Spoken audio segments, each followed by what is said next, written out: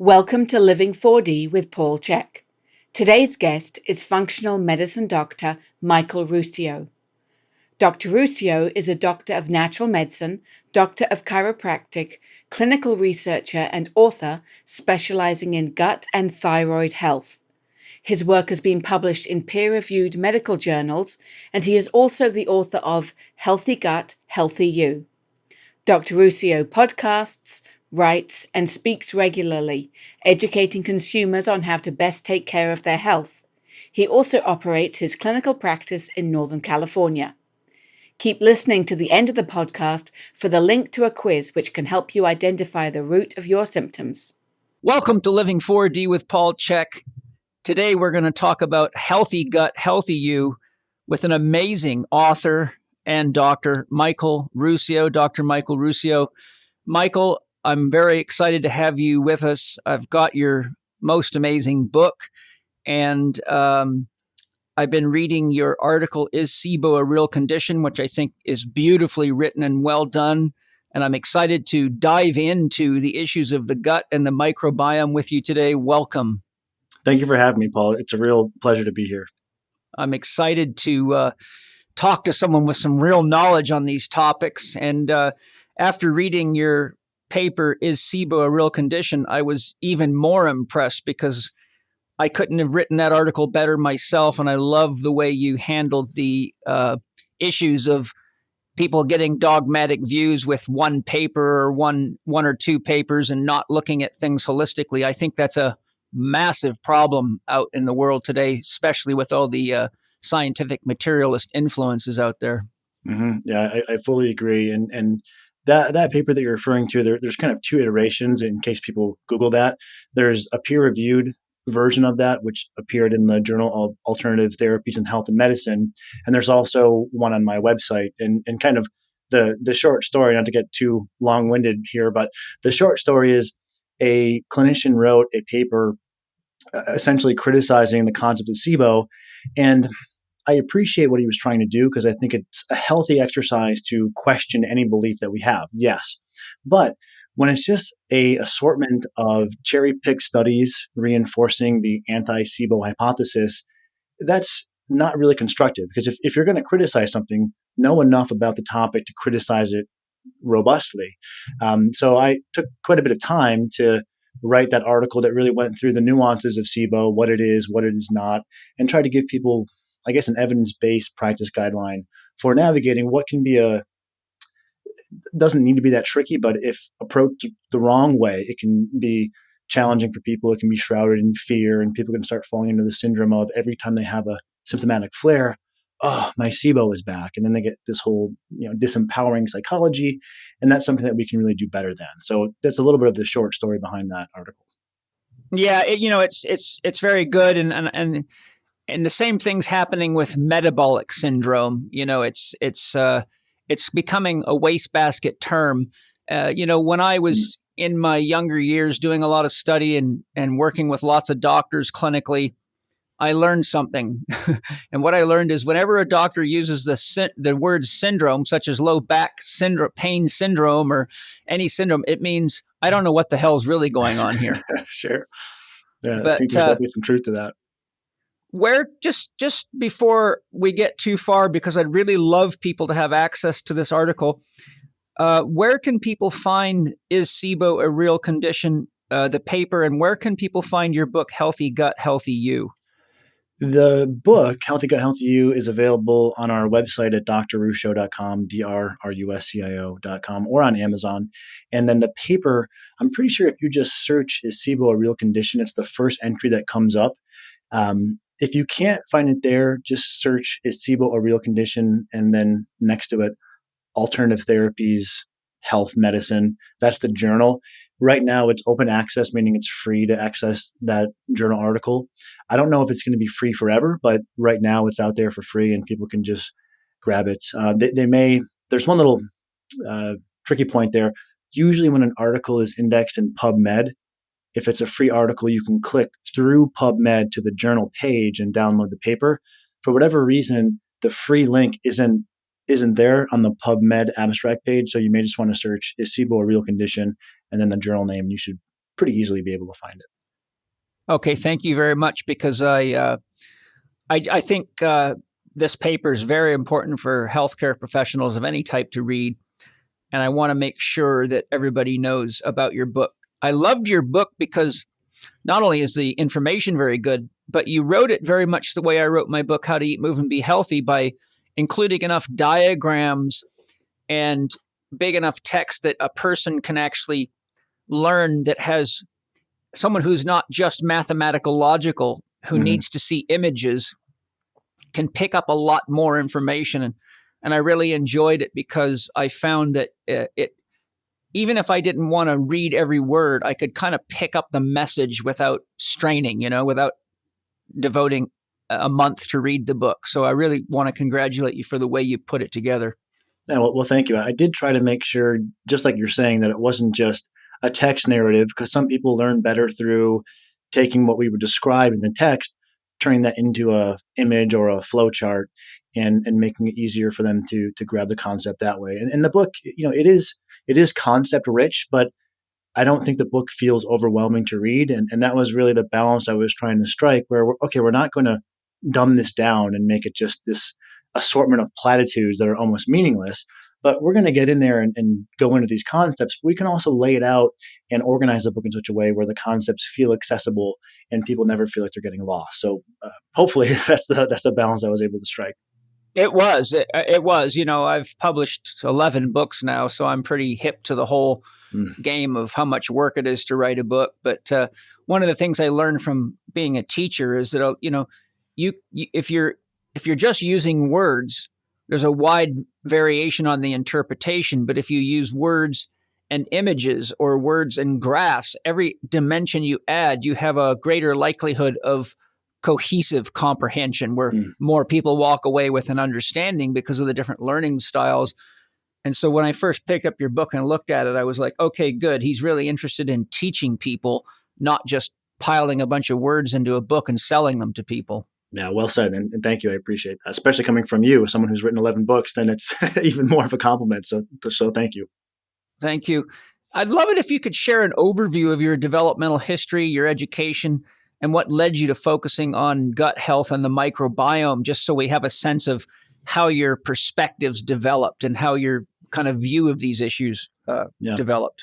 I'd love to share that. I started off when I was in college.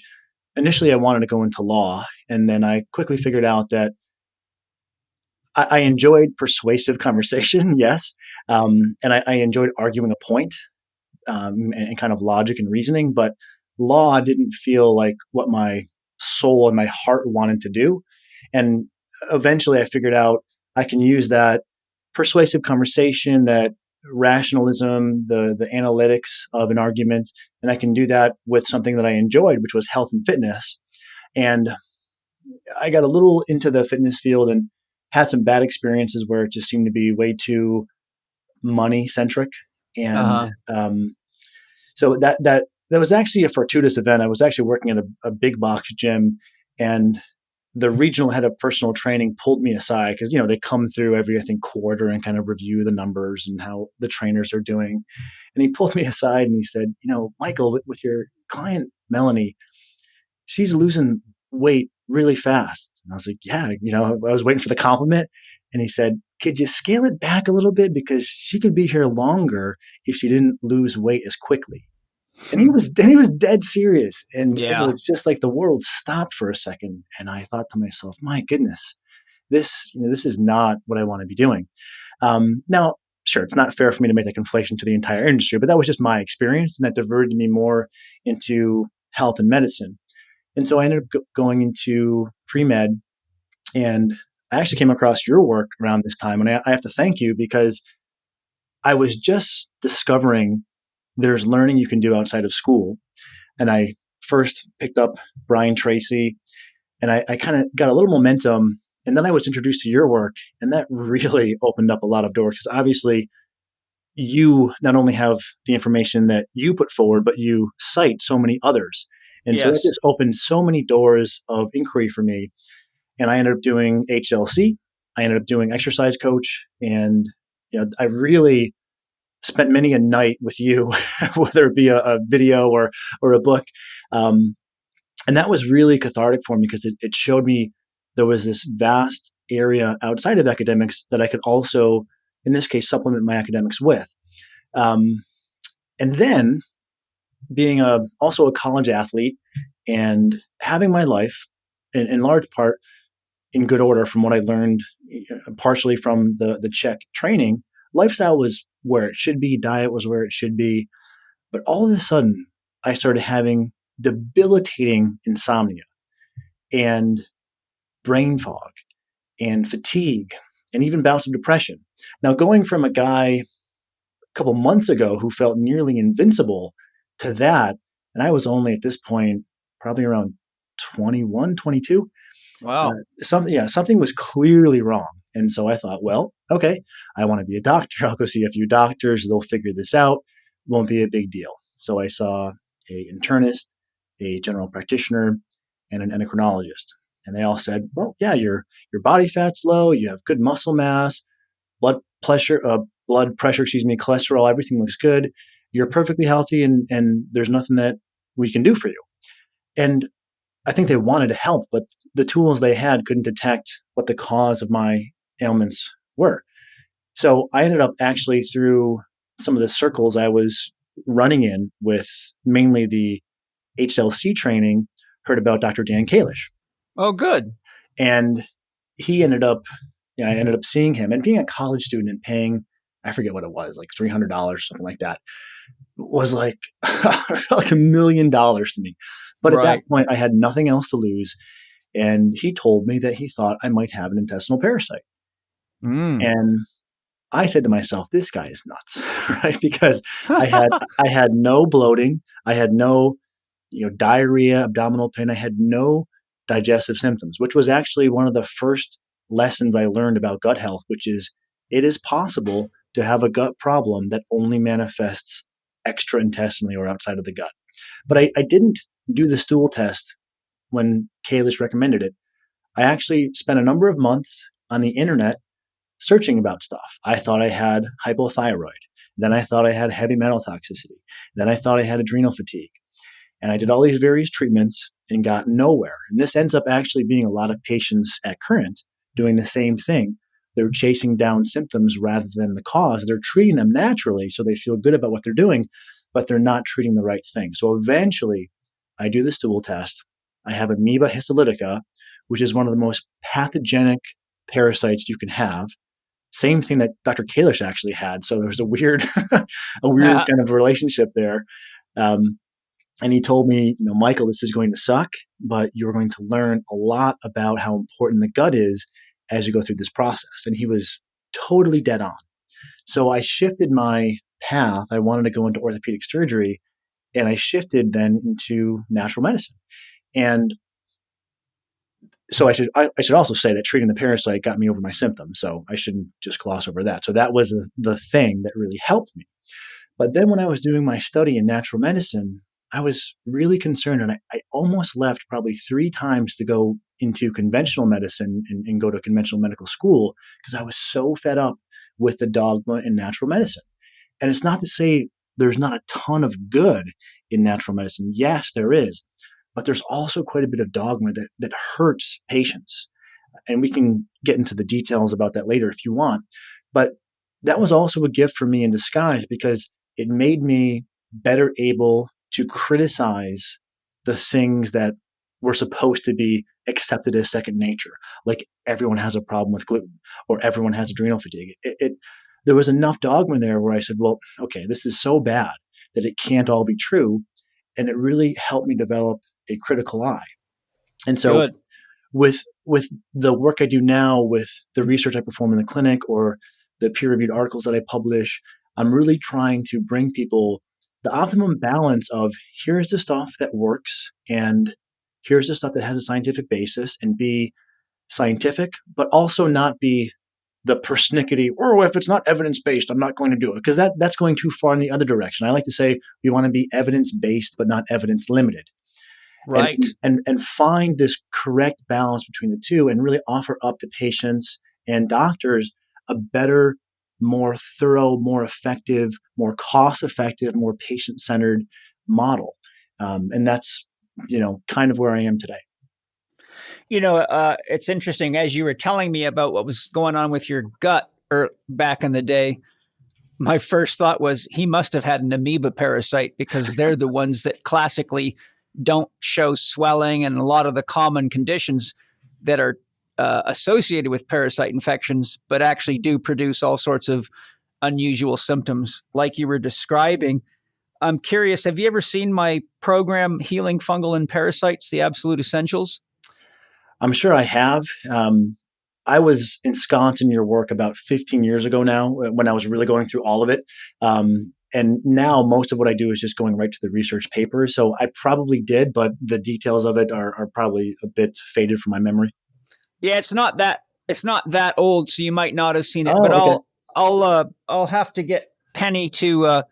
I'll arrange for you. I think it's online now, so I'll get you free access to it. I think you would find it interesting, and I'm sure you just by scanning through. But what I think you'd find interesting is the section on that I put together that showing that parasites aren't always bad, and I cite a number of research papers showing the health benefits of key parasites, and I talk a lot about why people get parasites and why you can to try to actually kill all of them is a very bad idea. But that just came to my mind. The other thing that I was triggered to share as I was listening to you is personally my experience after being in this work for so long. When I look at the best doctors and the best therapists that I've come across in the world, they usually are about 50% scientist and 50% artist, or shall I say open-ended. In other words, they don't, as you said, rely just on clinical studies or double-blind standards. They're very aware that there's a lot we don't know and there's a lot of limitations to the research. And I found that the better doctors and therapists become very, very intuitive people, and their intuition, shall we say, goes into the territory where the research often doesn't go. I would agree with that, but I think there is one important caveat that we should paint, and this is probably implied in what you said, but just to kind of introduce a detail here to the audience that I think is helpful in terms of how we apply this specifically. I try to use the evidence when we have a robust body of evidence to pull from, and then make the best possible inference when we don't.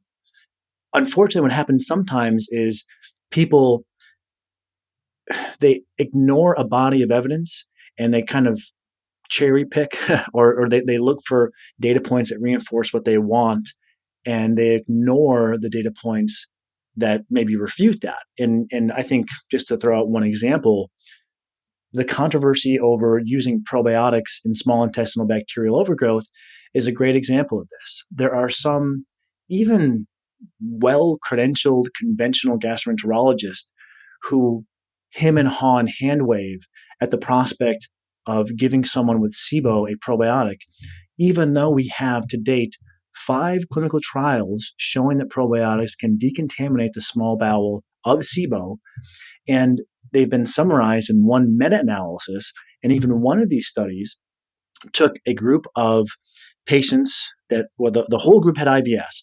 Half of the IBS patients had SIBO, the other half did not have SIBO. The group that had SIBO plus IBS actually responded better to the probiotics than the group without SIBO. But in spite of this, some people will still tell you that you should be careful with probiotics and SIBO. So I think we're probably in agreement on that point, but I just always try to make sure that if we have a good body of evidence, I use that. But if the evidence is limited, then I don't say, well, there's nothing we can do because there's not a randomized control trial, but rather, what is the best recommendation we can muster, even in spite of not having that much evidence? And that's where I think intuition can be extremely helpful. Hi, everybody. I hope you're enjoying the podcast. If you've been following my work for any length of time at all, you know how important organic food and organic farming is, not only for the health of the soil and to protect all the little beings in nature from toxic chemicals and throwing nature completely out of balance, which directly affects us, but also for our own health and well-being. We all need nutrient-dense foods for body-mind well-being. And I'm so excited about the Organifi line. Organifi is a product line made of certified organic source materials, and I've checked this out personally. I can guarantee you that. One of my favorites that I've recently tried is their red juice, which has acai and cordyceps infused into it. It's a super, super tasty product, and it revitalizes skin cells, supports your metabolism, has antioxidants in it, age-fighting nutrients, helps mental clarity. It's got a lovely natural sweet flavor. And something that I found really interesting, if you go to Organifi.com and look up the red juice, they show you a price per serving comparison against Palm Wonderful, Red Bull, Gatorade, and a Starbucks latte. And Organifi red juice is actually significantly more cost effective considering not only the price, but the density of the nutrients in it. I think you'll be really amazed with this red juice, along with all their other products. If you go to Organifi.com, Organifi.com, and as you're checking out, use the code lowercase CHEK20 all together, you will get a 20% discount on your Organifi purchases. I'm super excited to share this company. I've tested their products, my family's tested their products, and we're all behind them. And I know you're going to be satisfied because this is the real deal. This is true nutrition. Check it out. As you check out, CHEK20 to get your discount. Thanks for joining me. Hope you to continue to enjoy the podcast. And if you love it, share it with as many people as you can. Yeah, I agree. And that's one of the reasons that I built the Chek Institute on a multidisciplinary approach. And I suspect you'd remember from your time in classes with me or looking at all the things I've published. And this particularly becomes more relevant as you go through the higher levels of the Chek practitioner program, especially when you get to level 3, where we're getting into very complex anatomy of the jaw, the cranial nerves and things like that. But, you know, none of us has enough knowledge to really figure out the complexity that often presents itself to us in a human being. So in the Institute, I really try to do my best to give people the indications or the red flags that suggest where you need a psychologist or a movement therapist or a functional medicine practitioner, because one of the big challenges that you're sort of referring to without saying it is that we have a lot of trouble with healthcare professionals of all types being caught in belief systems, and belief systems by definition are closed. They're not open to contradictory opinions. And so I really encourage Chek practitioners to not develop a belief system. And I tell them, I'm not teaching you what to think. My goal is to teach you how to think, so you know how to look at all situations holistically. And one of the things that I believe you always have to do is to look at the evidence on both sides, even if you don't agree with it, because A, you need to see how other people are thinking, and B, sometimes you find a diamond in the rough, and then you go, oh, wow, there's some validity to that dogma or that opinion that I can apply in specific cases. And then we're able to, you know, as James Carse would say, expand our horizons and not get contained within an ism or a belief system. Yeah, and there's two great quotes, I believe both from Earl Nightingale. And one is, the mark of a educated mind is being able to entertain an idea without accepting it. And so if you can entertain an idea, let's say you maybe don't agree with something, and there's something, let's take an example of a conventional medical paradigm intervention that you're philosophically opposed to, but you choose to put on hold your negative feeling, and you read a paper. What you may actually see is the second quote by Nightingale, which is, once the mind of man is expanded by a new idea, it can never again return to its original dimensions. Right. But you have to have that openness, and then you can, when you're open, you may discover, wow, there's this huge area here that I was totally blind to. And now that I've actually looked at the information, it's opened me up, and I can never go back to my more narrowed paradigm after having that realization. Yeah. And many of my lectures around the world and with my students, I have a slide that I created and had an artist. I've always had a professional artist working for me because I produce so much new material, but I had him draw a picture of a bunch of graduates in line to get their degree handed to them, all wearing their graduation caps. Oh, they're getting their heads welded shut. I remember that Yeah, one. That was yes. a great image. And I quote Mark Twain, who said, "Don't let your schooling get in the way of Yeah, your education." love that quote. And that, I think that's a great way to kick this whole interview off, because I think we're all learning and growing, especially in the area of the microbiome, because in a lot of ways, the new sciences of the gut are really in their infancy. Same with genetics, and people tend to get studies back where their genes say, "Oh, you've got the cancer gene or the fat gene or whatever," and they believe that they're doomed for life. But they don't realize a lot of the reference materials are drawing from extremely small sample sizes, and there's not enough science in this area to really flesh out whether or not the science is actually, shall we say, reliable yet. Absolute bullseye. I could not agree more. Both, and you use a great parallel. Genetics and the microbiome research are so in their infancy that we should really look at them more as academic. And there's maybe also a important line we should draw between academic microbiota research on the one hand, and then clinical gastroenterology on the other. And this is a source of much confusion because people will get a uBiome, an American gut test that gives you an assessment of the entire microbiota, thinking that tells them anything about how they can fix their gut. And the best researchers, specifically in the microbiota testing, like Robert Knight, who's been on the podcast before, he said, I mean, tongue in cheek, but he essentially said, he advises people that, or doctors, that if a patient comes to your office with a microbiota test in hand, thinking that it can help them, refer them to your colleagues in psychology. Right? So,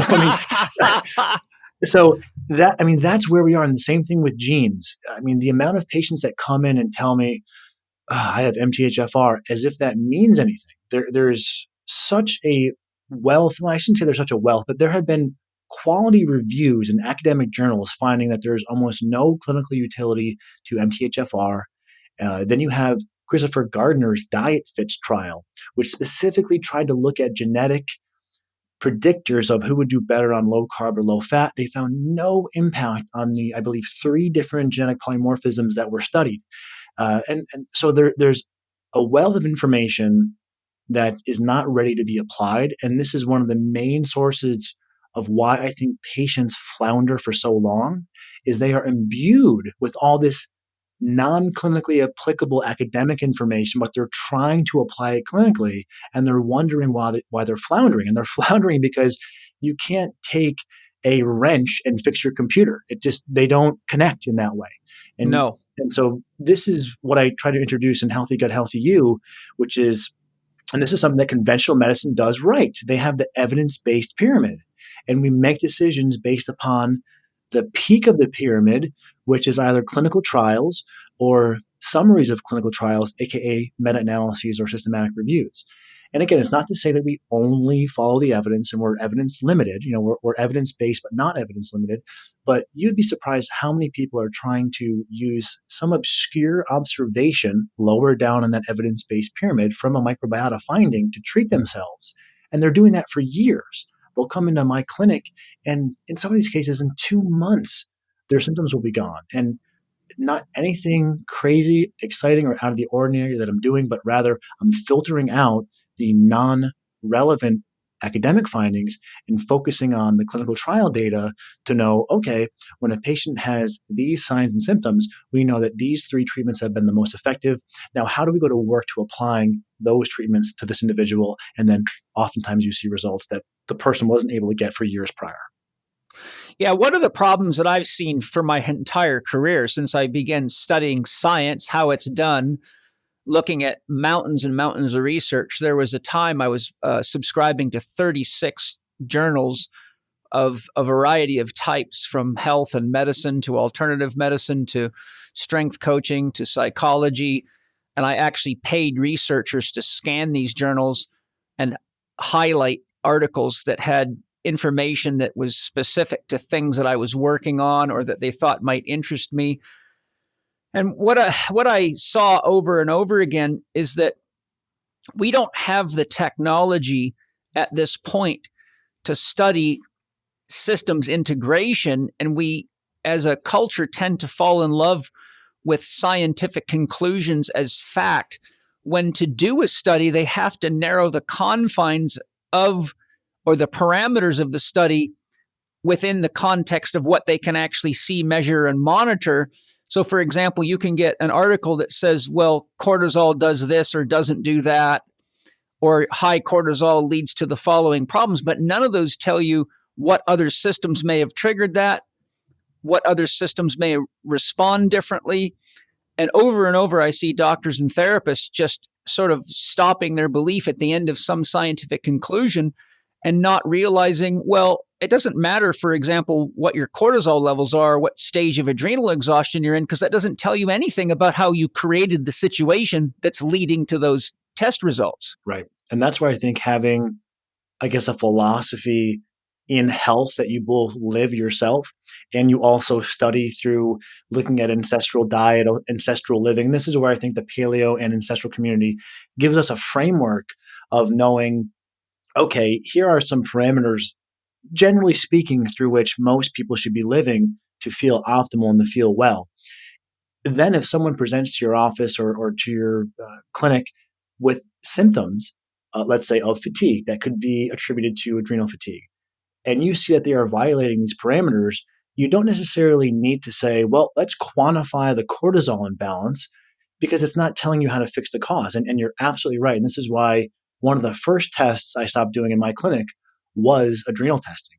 I find it to be almost useless. And I hate to use such charged language, but I want to, in a few points, be a bit more direct than I normally am, because I don't want to bury the lead here in kind of the nuance. And there was a systematic review of, I believe, 56 trials, pretty much looking at every study that measured adrenal fatigue, all the way from ACTH stimulation through your 4-point cortisol rhythm. And they actually found that over 50% of the time, someone's symptoms and someone's adrenal testing results did not match. And that was a huge blow to that hypothesis. And but to your point, it almost becomes irrelevant if you're looking for the cause. We don't have to quantify the symptom. No, I think in my career, I spent 3 years studying functional medicine with Dr. Bill Timmons, the founder of BioHealth Diagnostics, and him and I traded services. He was a consultant to me. He helped me develop the questionnaires in my book, How to Eat, Move, and Be Healthy. And I, for 3 years, ran functional medicine tests on everybody. And over and over again, what happened was I would give people, let's say they had adrenal exhaustion, I'd give them pregnenolone, I'd give them licorice root, they'd take the supplements, they'd feel better. But as I was coaching and monitoring, as soon as they started to feel better, they would go back to staying up late at night, watching television, eating junk food, drinking alcohol before bed, drinking coffee throughout the day, all the stuff that I'd coached them on that was indicating to them how they were overstimulating their system, staying too catabolic, not giving themselves enough time for anabolic rebound, not eating foods that were anabolic for their bodies. And after 3 years, I just said, that's it. I can't do this anymore, because people actually need their discomfort, or they don't have any motivation to change their behavior. Because if you do the things that are essential for any living human being to do to stay, shall we say, within the parameters of natural health, such as eating real food, getting enough sleep, moving your body adequately, breathing, and using your mind in productive ways, most of the things that people run around to doctors and therapists for clear up. But as soon as people start supplementing with things that takes the feedback loop of discomfort away, now we have a bunch of people spending a hell of a lot of money walking around frustrated, going from doctor to doctor. And people have come to me with medical files 2 inches thick that took me weeks to read through.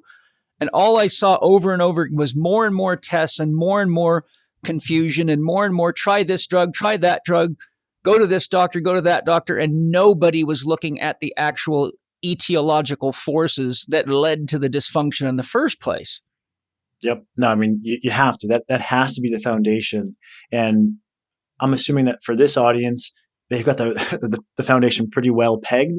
And what I'm really excited about is introducing this concept or expanding upon what people can do about it.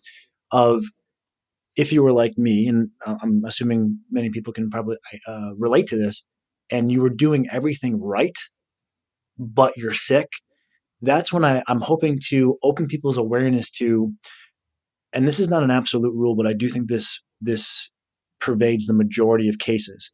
If you're doing everything right and you still have symptoms, make the next intervention investigation of and optimization of your gut health, because there's a good chance the symptoms that we're attributing to hypothyroid or poor thyroid conversion or metal toxicity or adrenal fatigue, there's a good probability, as there was in my case, that those symptoms are coming from some GI dysfunction that you can't lifestyle your way out of. You have to have the lifestyle foundation in place, but you need to, at the same time, use some kind of clinical intervention to dislodge the imbalance, and then the lifestyle interventions can hold you in that balance in the longer term.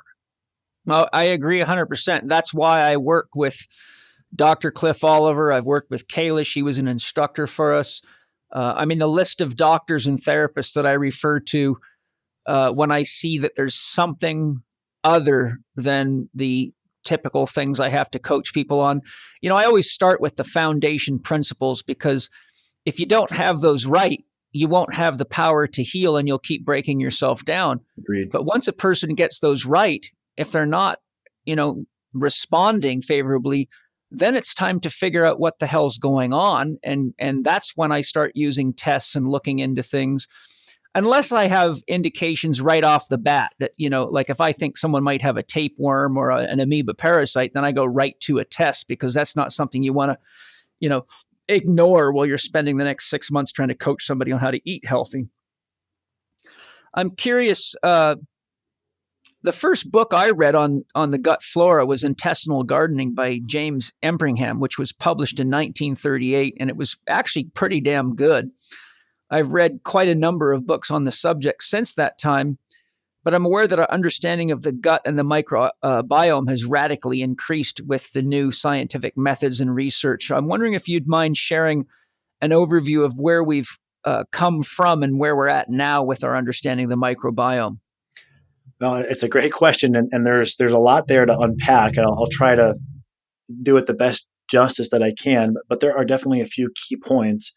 One is that we're now appreciating the importance of dirt, germs, and bacteria. And I think most people have probably heard this in one way, shape, or form, which is, we made some fantastic strides by improving hygiene, but we may have gone too far, and we may have missed kind of the biological sweet spot, where now if there's increased cesarean birthing, not that that's something that people do electively, usually they have to do it, but that's one lack of exposure to a developing fetus. If there's a over reliance on formula feeding rather than breastfeeding, there's another lost chance for robust bacterial colonization. If we are not in contact with natural environments, there's a loss of contact with the dirt and the bacteria and microbes in the dirt and animals and the organisms they vector. And if we combine that with overuse of antibiotics, we start seeing the situation where the microbiota doesn't have a chance to fully develop. And we know that the development of the microbiota occurs by about the third or fourth year of life. And that seems to have a long-term programming effect on the immune system.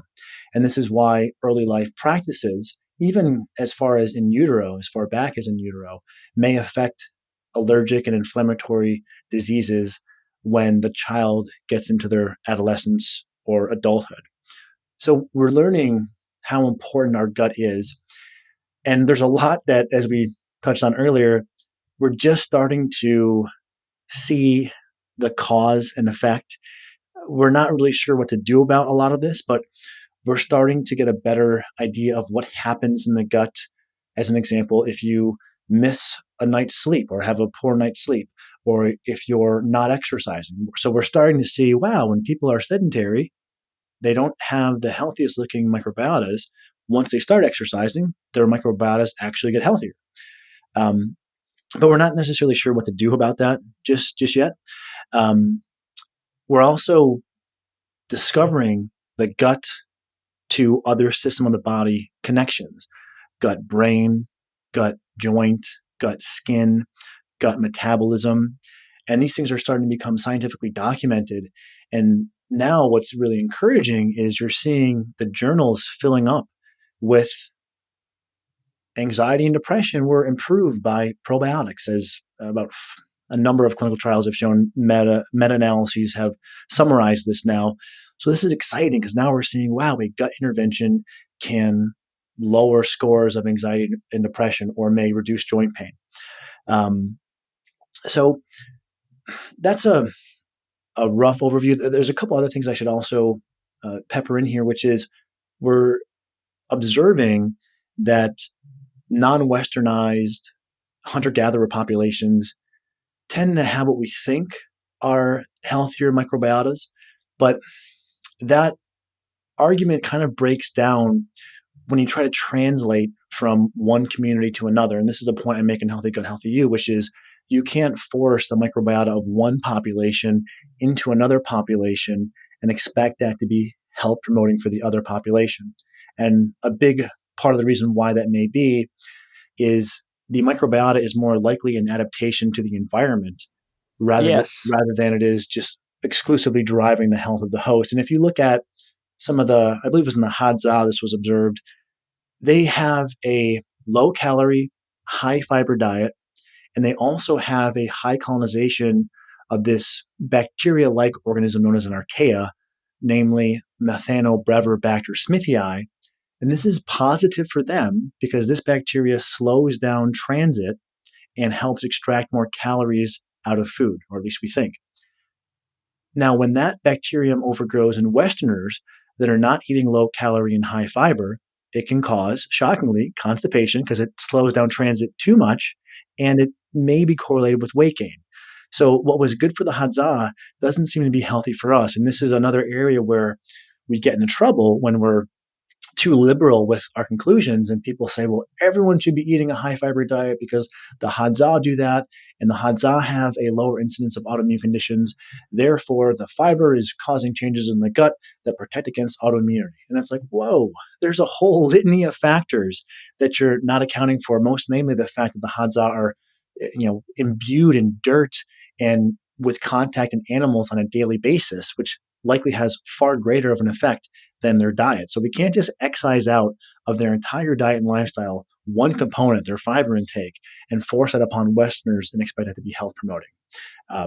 Those are a couple of many things that we're starting to learn about the microbiota. Yeah, you kind of triggered off several points, and you did sort of touch on the next question I had for you. What one of the thoughts that came up is, as you were talking about this other population, how do you pronounce it? Hadza? Hadza. Hadza. Hadza, I believe. Yeah.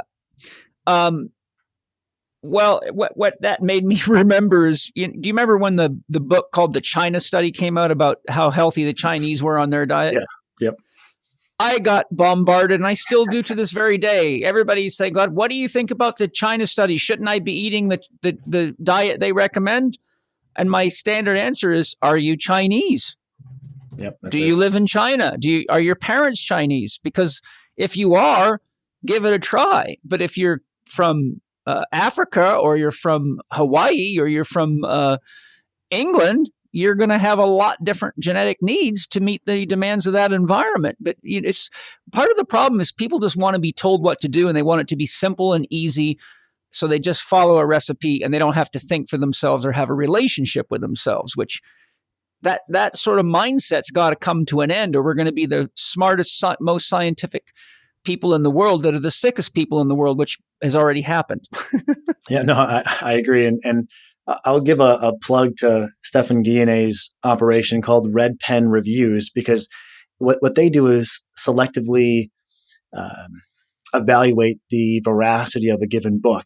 And they have done an analysis on the China study book, and they gave that book a scientific accuracy of 48%.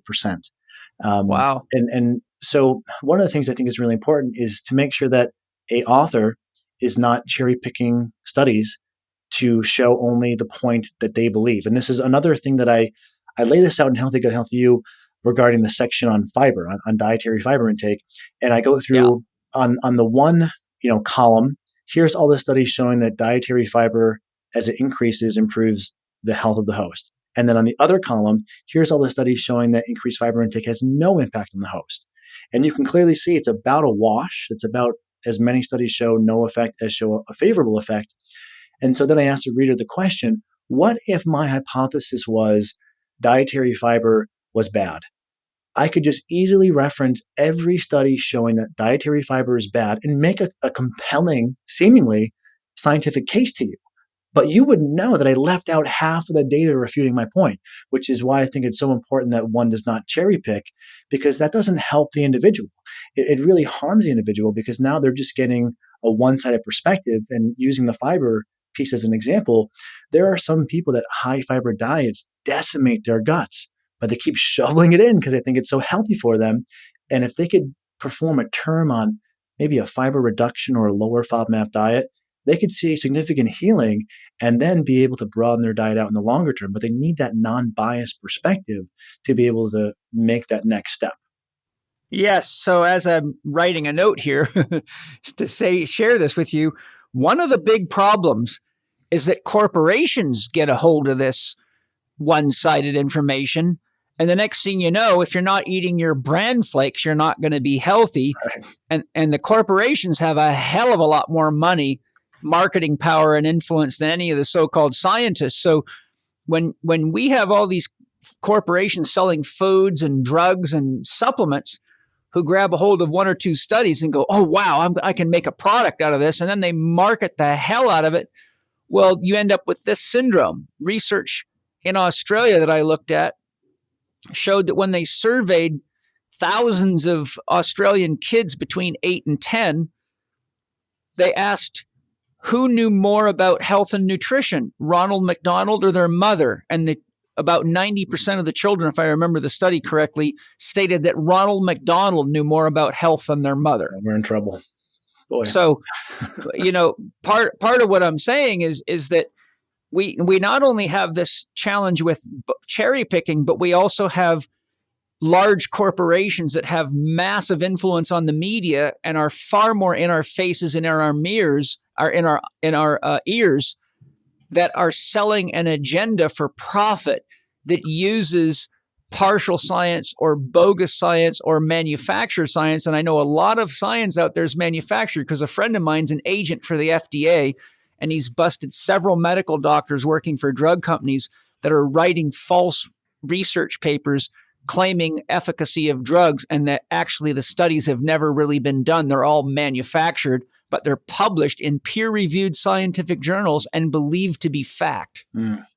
And, there's another point similar to that, similar, and I agree. And that's a part of the reason why we shouldn't be evidence limited, because we have to be able to call out when the evidence might suffer from bias. And this is why one of the things I always look for in studies is bias. And just to share an example, and this example actually cuts, I think, counter to much of the natural health narrative, is looking at non-celiac gluten sensitivity. And this is something I discuss. We have a monthly publication for clinicians that we publish.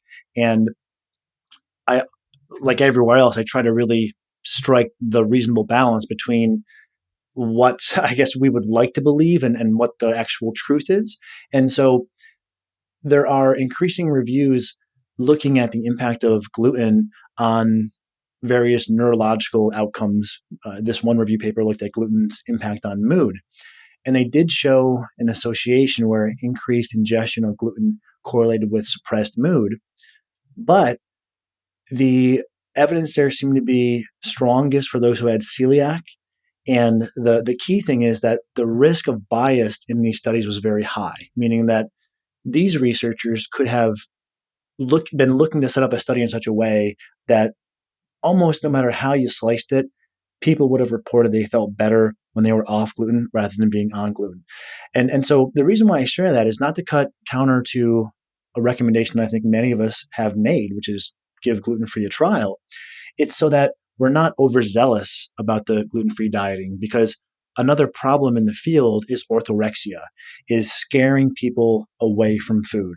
Go gluten-free, go low carb, go low histamine, go low oxalate, go low FODMAP, go low salicylate. And people get so scared of food that they stop listening to their own bodies and they just back themselves into this very restrictive corner. So your point is very well taken about bias in research. And I try to always look at that in the recommendations that I make. And, I hope I'm articulating this concept okay, but sometimes you could look at it and say, well, I recommend gluten-free dieting. Shouldn't I not get on board with this study that suggests people can eat gluten? Isn't that kind of contradicting my philosophy? Not really. I mean, what it could be interpreted as is you now have leeway in the model, and you don't have to back everyone into the same dietary corner, but rather have them go through an objective evaluation of gluten-free and then going back on gluten and help them discover what works for their system. Right. And, a couple of things that I want to share as I'm listening to you.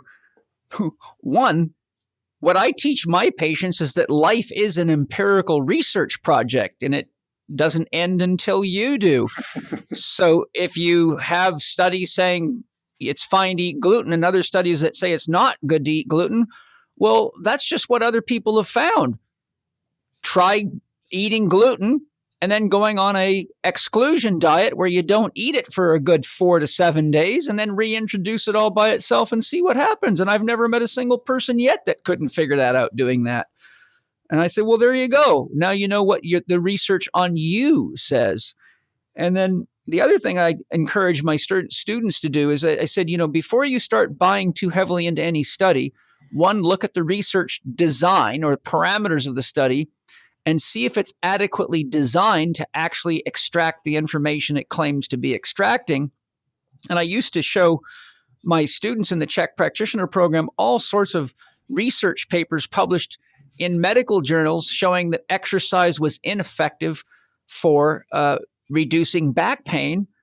And I showed them, based on the principles how a program designed, these studies are actually completely and utterly ineffective for improving, not only reducing back pain, but for improving function. So of course they're going to have this opinion, but they're claiming this is objective science when their very basis of their study design is seriously flawed.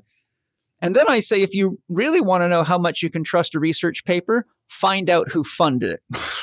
Yeah, I think those are all fair points. And maybe another reason why, as you said earlier, it's important not to try to be the practitioner that does everything, but right. Have your area, because the only way to know these nuances in the body of literature is if you're an expert in that body of literature. And so, yeah, this is why I think, and also in natural medicine, I'm hoping that the community will move into specialization.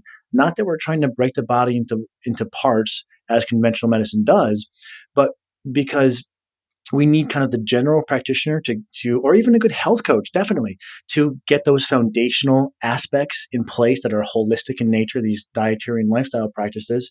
But then, how do you adjudicate all these different things that could be erroneous about a study unless you're someone who's just ensconced in that body of knowledge? And so, yeah, you come to see a gut geek like myself when you need to dig in deep on the gut and get things right. I'm not the guy to evaluate your sleep apnea. I'm hoping that as we get your gut healthier, your apnea will improve. But then we want another guy who does the sleep apnea, and we can all work together effectively in the natural model of specialization, just as long as we, I guess don't fall into the model of not trying to work toward this cause-based treatment. And I think we all kind of get that. But yeah, I think specialization to a degree definitely helps, because it's hard. It's not easy to evaluate the merit of a study if you don't have the necessary context to pick out all the things like you were saying, like the exercise design for that study may have been so poor that, yeah, no kidding, they saw no improvement in their back health. But you have to know enough to be able to pick that out. You do, but I'm going to do some Tai Chi on your statement. If you don't have the knowledge to determine if the study was well designed, then you should not trust the conclusion of the study because you don't have the knowledge to know if that's true either. Yeah, well, I think that's fair. But I guess I would assume that if someone's a specialist in a body of knowledge, that they're going to have cleared the bar of just basic study assessment. But yeah, I mean, fully agree. There was another thing I wanted to share, but it slipped out of my head. But moving to my next question, in your book you cover you talk about the detriments of being too clean, and you mentioned the benefits of being raised on a farm, and these are some of the things I cite in my Healing Fungal and Parasites course. And so, a couple of things. Could you define what too clean is? And could you give us an overview of the relationship between the gut microbiome and the immune system, and what science is telling us now, if there's anything specific you'd like to share beyond what you shared earlier? Well, the too clean, that's a really hard question to answer because there's so much variance in, I guess, the individual's response to a given environment. And this is one of the things that I learned as I went through the research for Healthy Gut, Healthy You, which is some kids, when they just visit farms, so kids who, I'm just painting a loose example here, but I think you get the general point, who were C-section birth, were formula fed, and they kind of have this atopic dermatitic, seasonal allergy type presentation. When those kids then go to farms, they actually may be flared because they may have missed their immunodevelopmental window.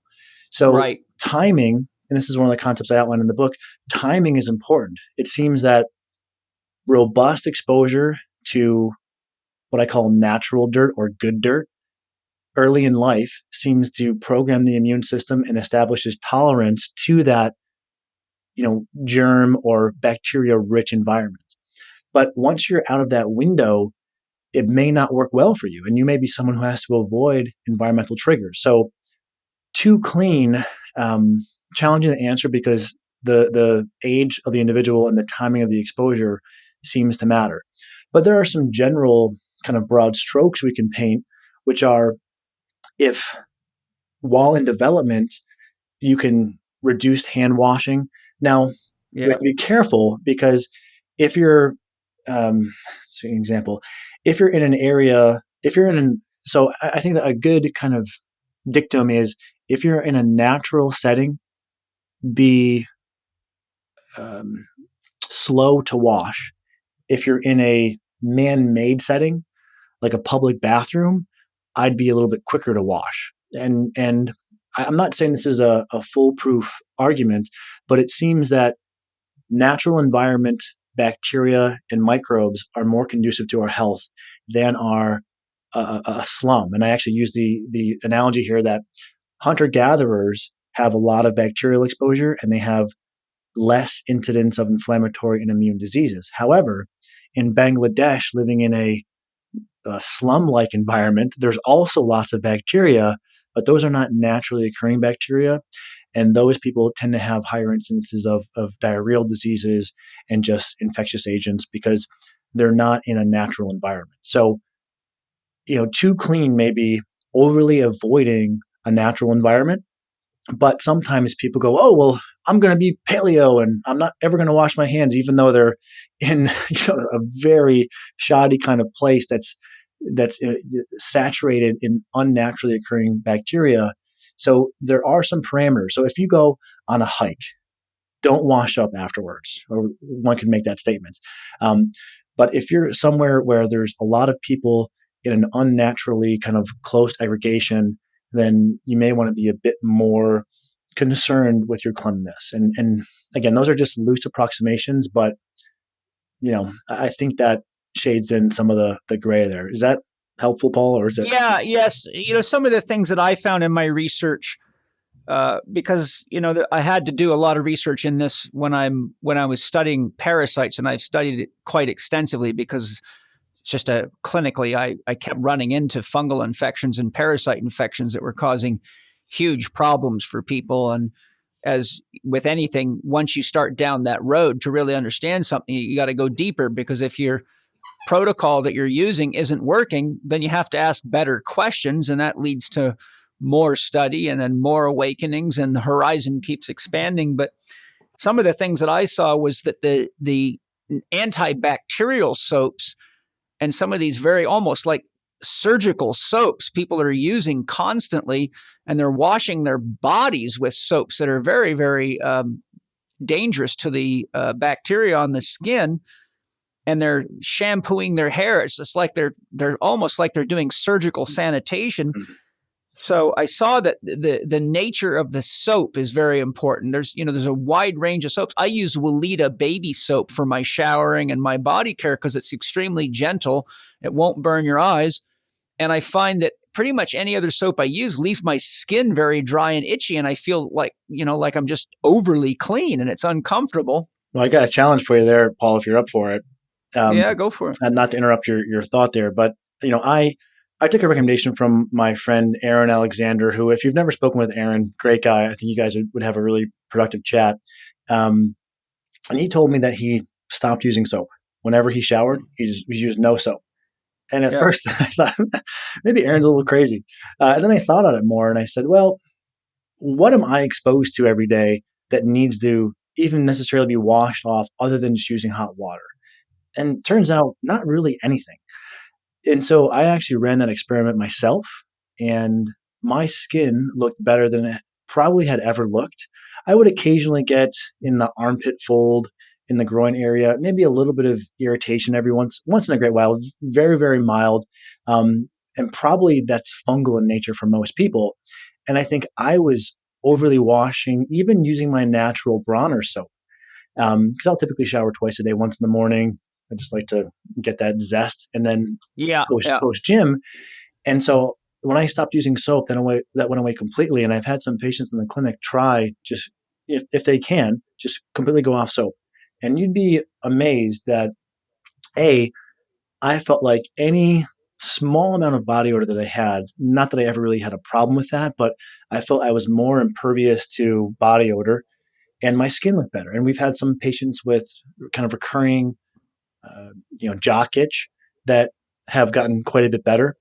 And so I fully agree with your point. And I think it's interesting for people to perform this kind of personal experiment of try just going off soap completely. And you might even find that your skin's less dry. And if you're having any kind of, odors or potentially this redness that oftentimes is fungal in nature, that may resolve, and you won't stink. Because, a hot shower is going to take away most surface oils anyway, but you'll leave intact some of those bacteria that need to build up to potentially kind of hold fungus in check. And that's what I think happens with some people. They're washing away some of the microbes that keep in check the others, and that's how they get into these imbalances. Yeah, no, I probably should have said more. Lots of times I don't use soap. I have a pretty good sense of when I have things that I need to kind of break down and wash off, and when I don't. And I only take cold showers myself, just because I feel much better doing that.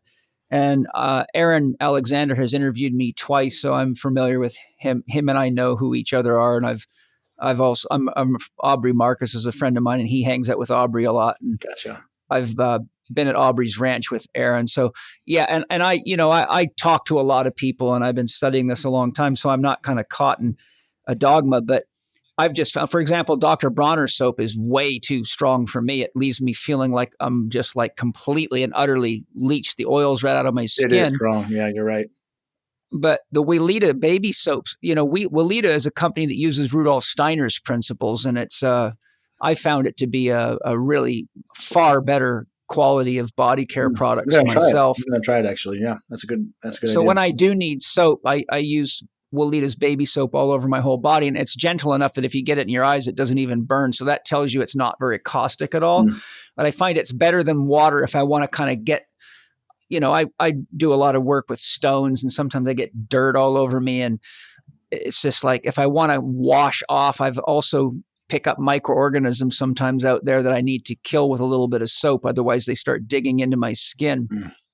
But some of the other things too is I had a list of things that I wrote down here. another thing of being too clean is people are using antibiotics for every little itch, scratch, and bump all the time. And I think that's a kind of goes into trying to be too clean. Then you've got overuse of home sanitation things such as very strong chemicals, insect killers, centers. And a lot of the centers are highly toxic to people. But that's really trying to be clean, right? Everything's got to smell perfect. You walk into a lot of these restaurants and hotels, and my God, the chemicals in the air are their attempt to make it seem clean, but it's actually very toxic for you. And then another element of the too clean, which you kind of touched on, is people just avoid dirt. A lot of people don't even want to get dirty. They don't even like to go hiking because they're going to get dirty. And that's, I think, again, that a lot of that goes back to the conditioning we've gotten from too much television commercials. Yeah, agreed.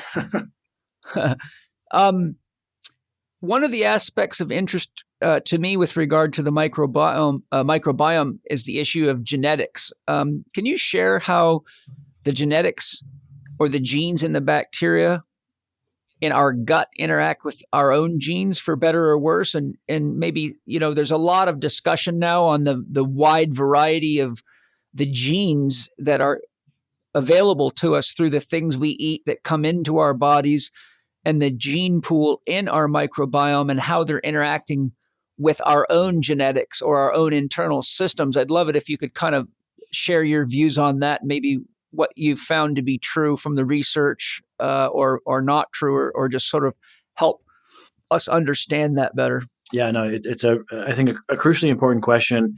And I'll lead with a summary, which is save conventionally established genetic screenings for diseases of genetic antecedents. Genetic testing is pretty much useless.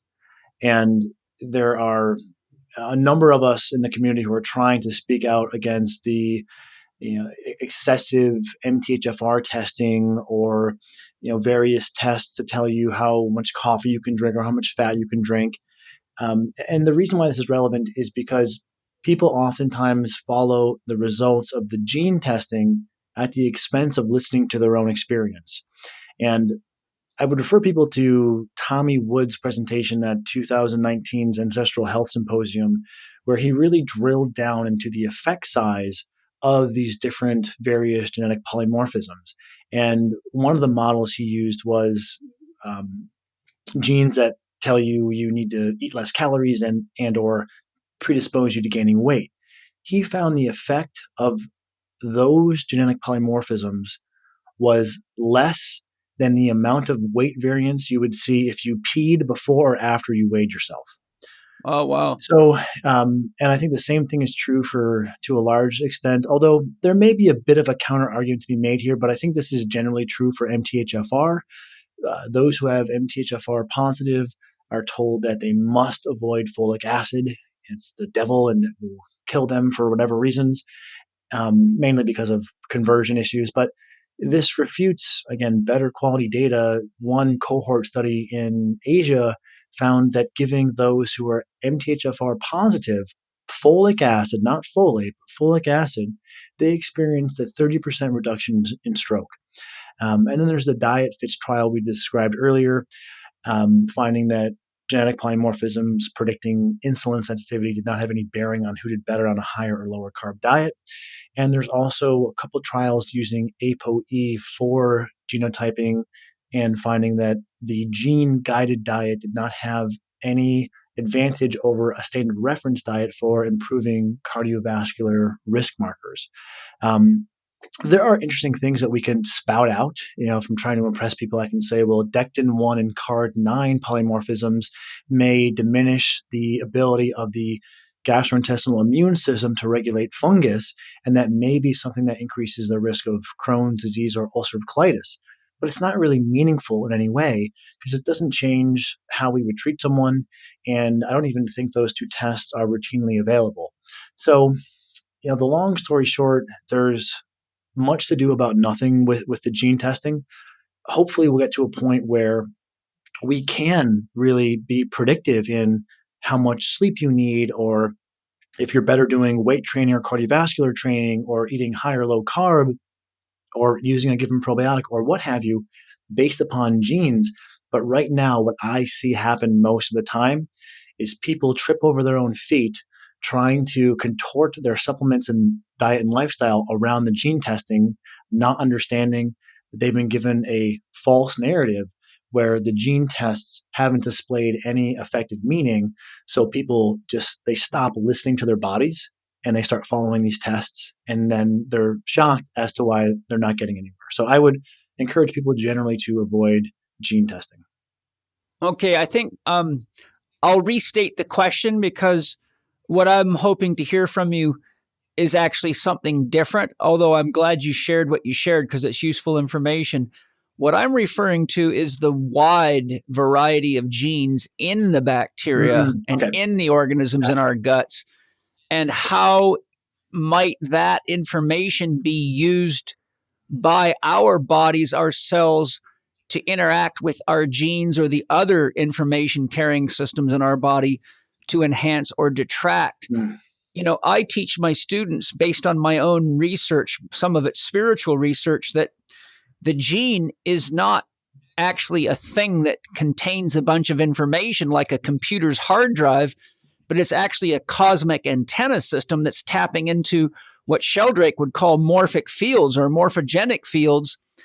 And therefore, when we're bringing foods and plants and the genes of different food species and the different microorganisms, be they parasitic or symbiotic, I'm curious as to your thoughts on how is our body interacting with and potentially using the information that the genes in the bacteria and in the foods that we're eating, what those genes are, if they're accessing information fields, how is that supportive or challenging to our body? If you have comments on that.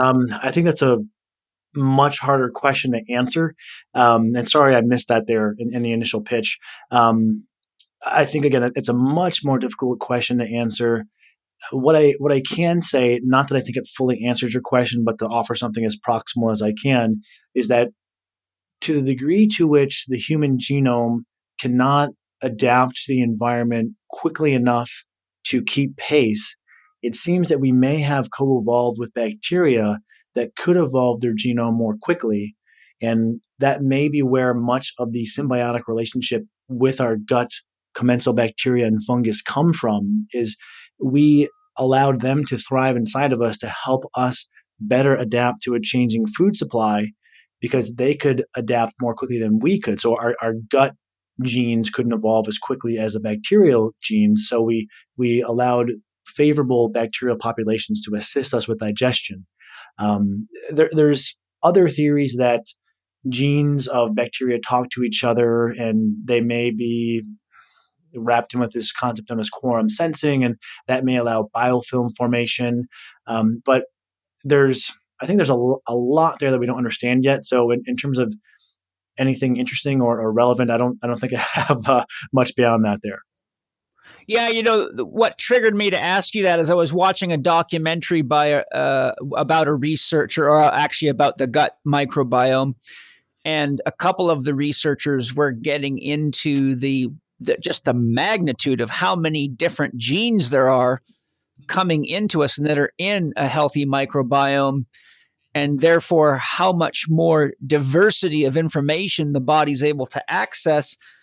And so some of the things that were kind of coming up and that I think are interesting were, for example, the different genes that are not our own genes, but we're bringing in that could be in our microbiome, can be producing amino acids that we may not be able to produce. They can be producing chemicals. They produce chemical signaling that the body can use. And they're providing us a huge amount of information about our environment. In fact, when we were talking about the too clean, there was a point I wanted to mention and I lost it, but it came back. When I was studying Royal Lee's work, the founder of Standard Process, who I'm sure you must be familiar with, aren't you? Yeah. Yeah. One of the things that Royal Lee points out is that it was one of the key things about drinking water from our own regions. Like if you live in San Diego and you've got a well, when you're drinking the water, you're bringing in the microorganisms in homeopathic doses. And Royal Lee showed that the immune system is constantly monitoring the microorganisms in the environment. And our immune system is able to upregulate or downregulate based on what is in the environment.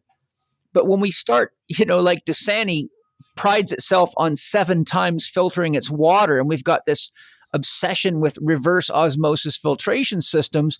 So there's an example, like there's a fine line between, for example, cleaning the water to the point that it's no longer informing the body about the environment. Then the other issue is you're drinking water these days from God knows where it came from.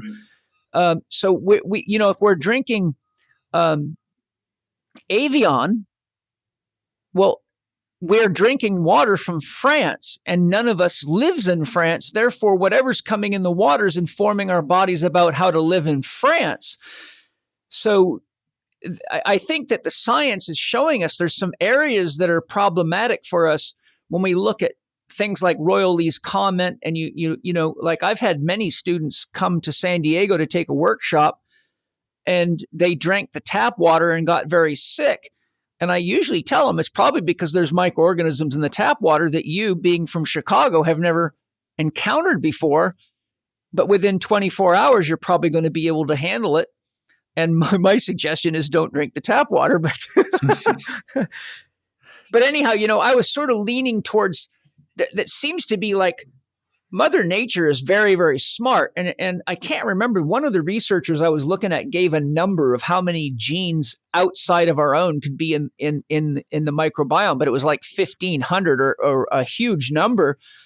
And so I was kind of curious as to your thoughts on, how might that serve us for better or worse? And what might be the mechanisms at play? Yeah, I mean, it's an interesting question, and I don't have a good answer on that one. And I think there's maybe 2 threads here going on at the same time in the conversation that kind of cross weave sometimes, but what I do think is constructive for the audience to draw the distinction between the two, which is on the one hand, trying to optimize these lifestyle variables as much as we can, which we're clearly in agreement on. That's foundational. But then on the other hand, there's these clinical gastroenterology interventions that for the person who, let's say, has an amoeba, what I hope people will do is not go so far down the diet and lifestyle path before jumping into the clinical gastroenterology, because that's what I did for 6 months.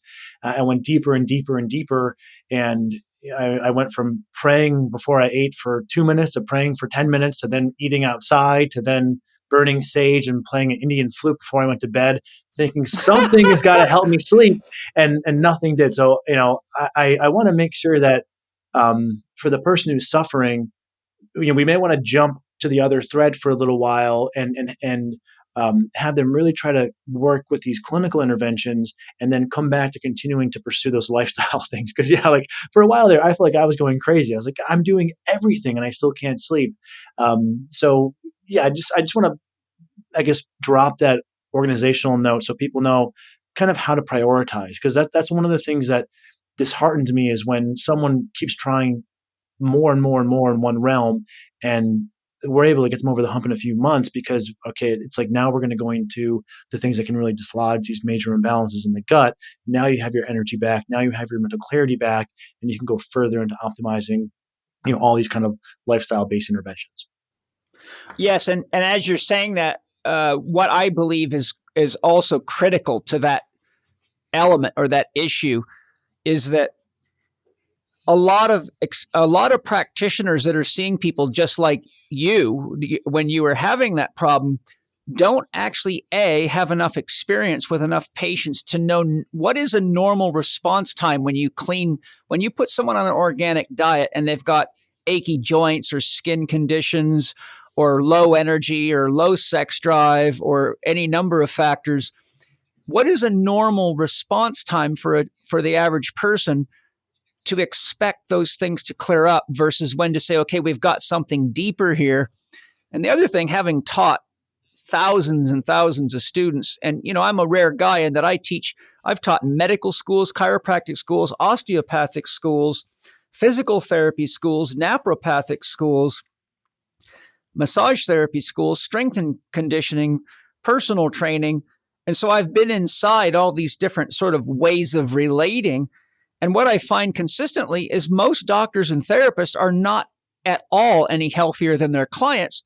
So because they don't really have much experience with natural health concepts, even the people that are so-called teaching them from an intellectual perspective, they don't have enough clinical observational skill to make a solid decision as to say, okay, this person's coming into me not being able to sleep or not being able to poop or not being able to digest.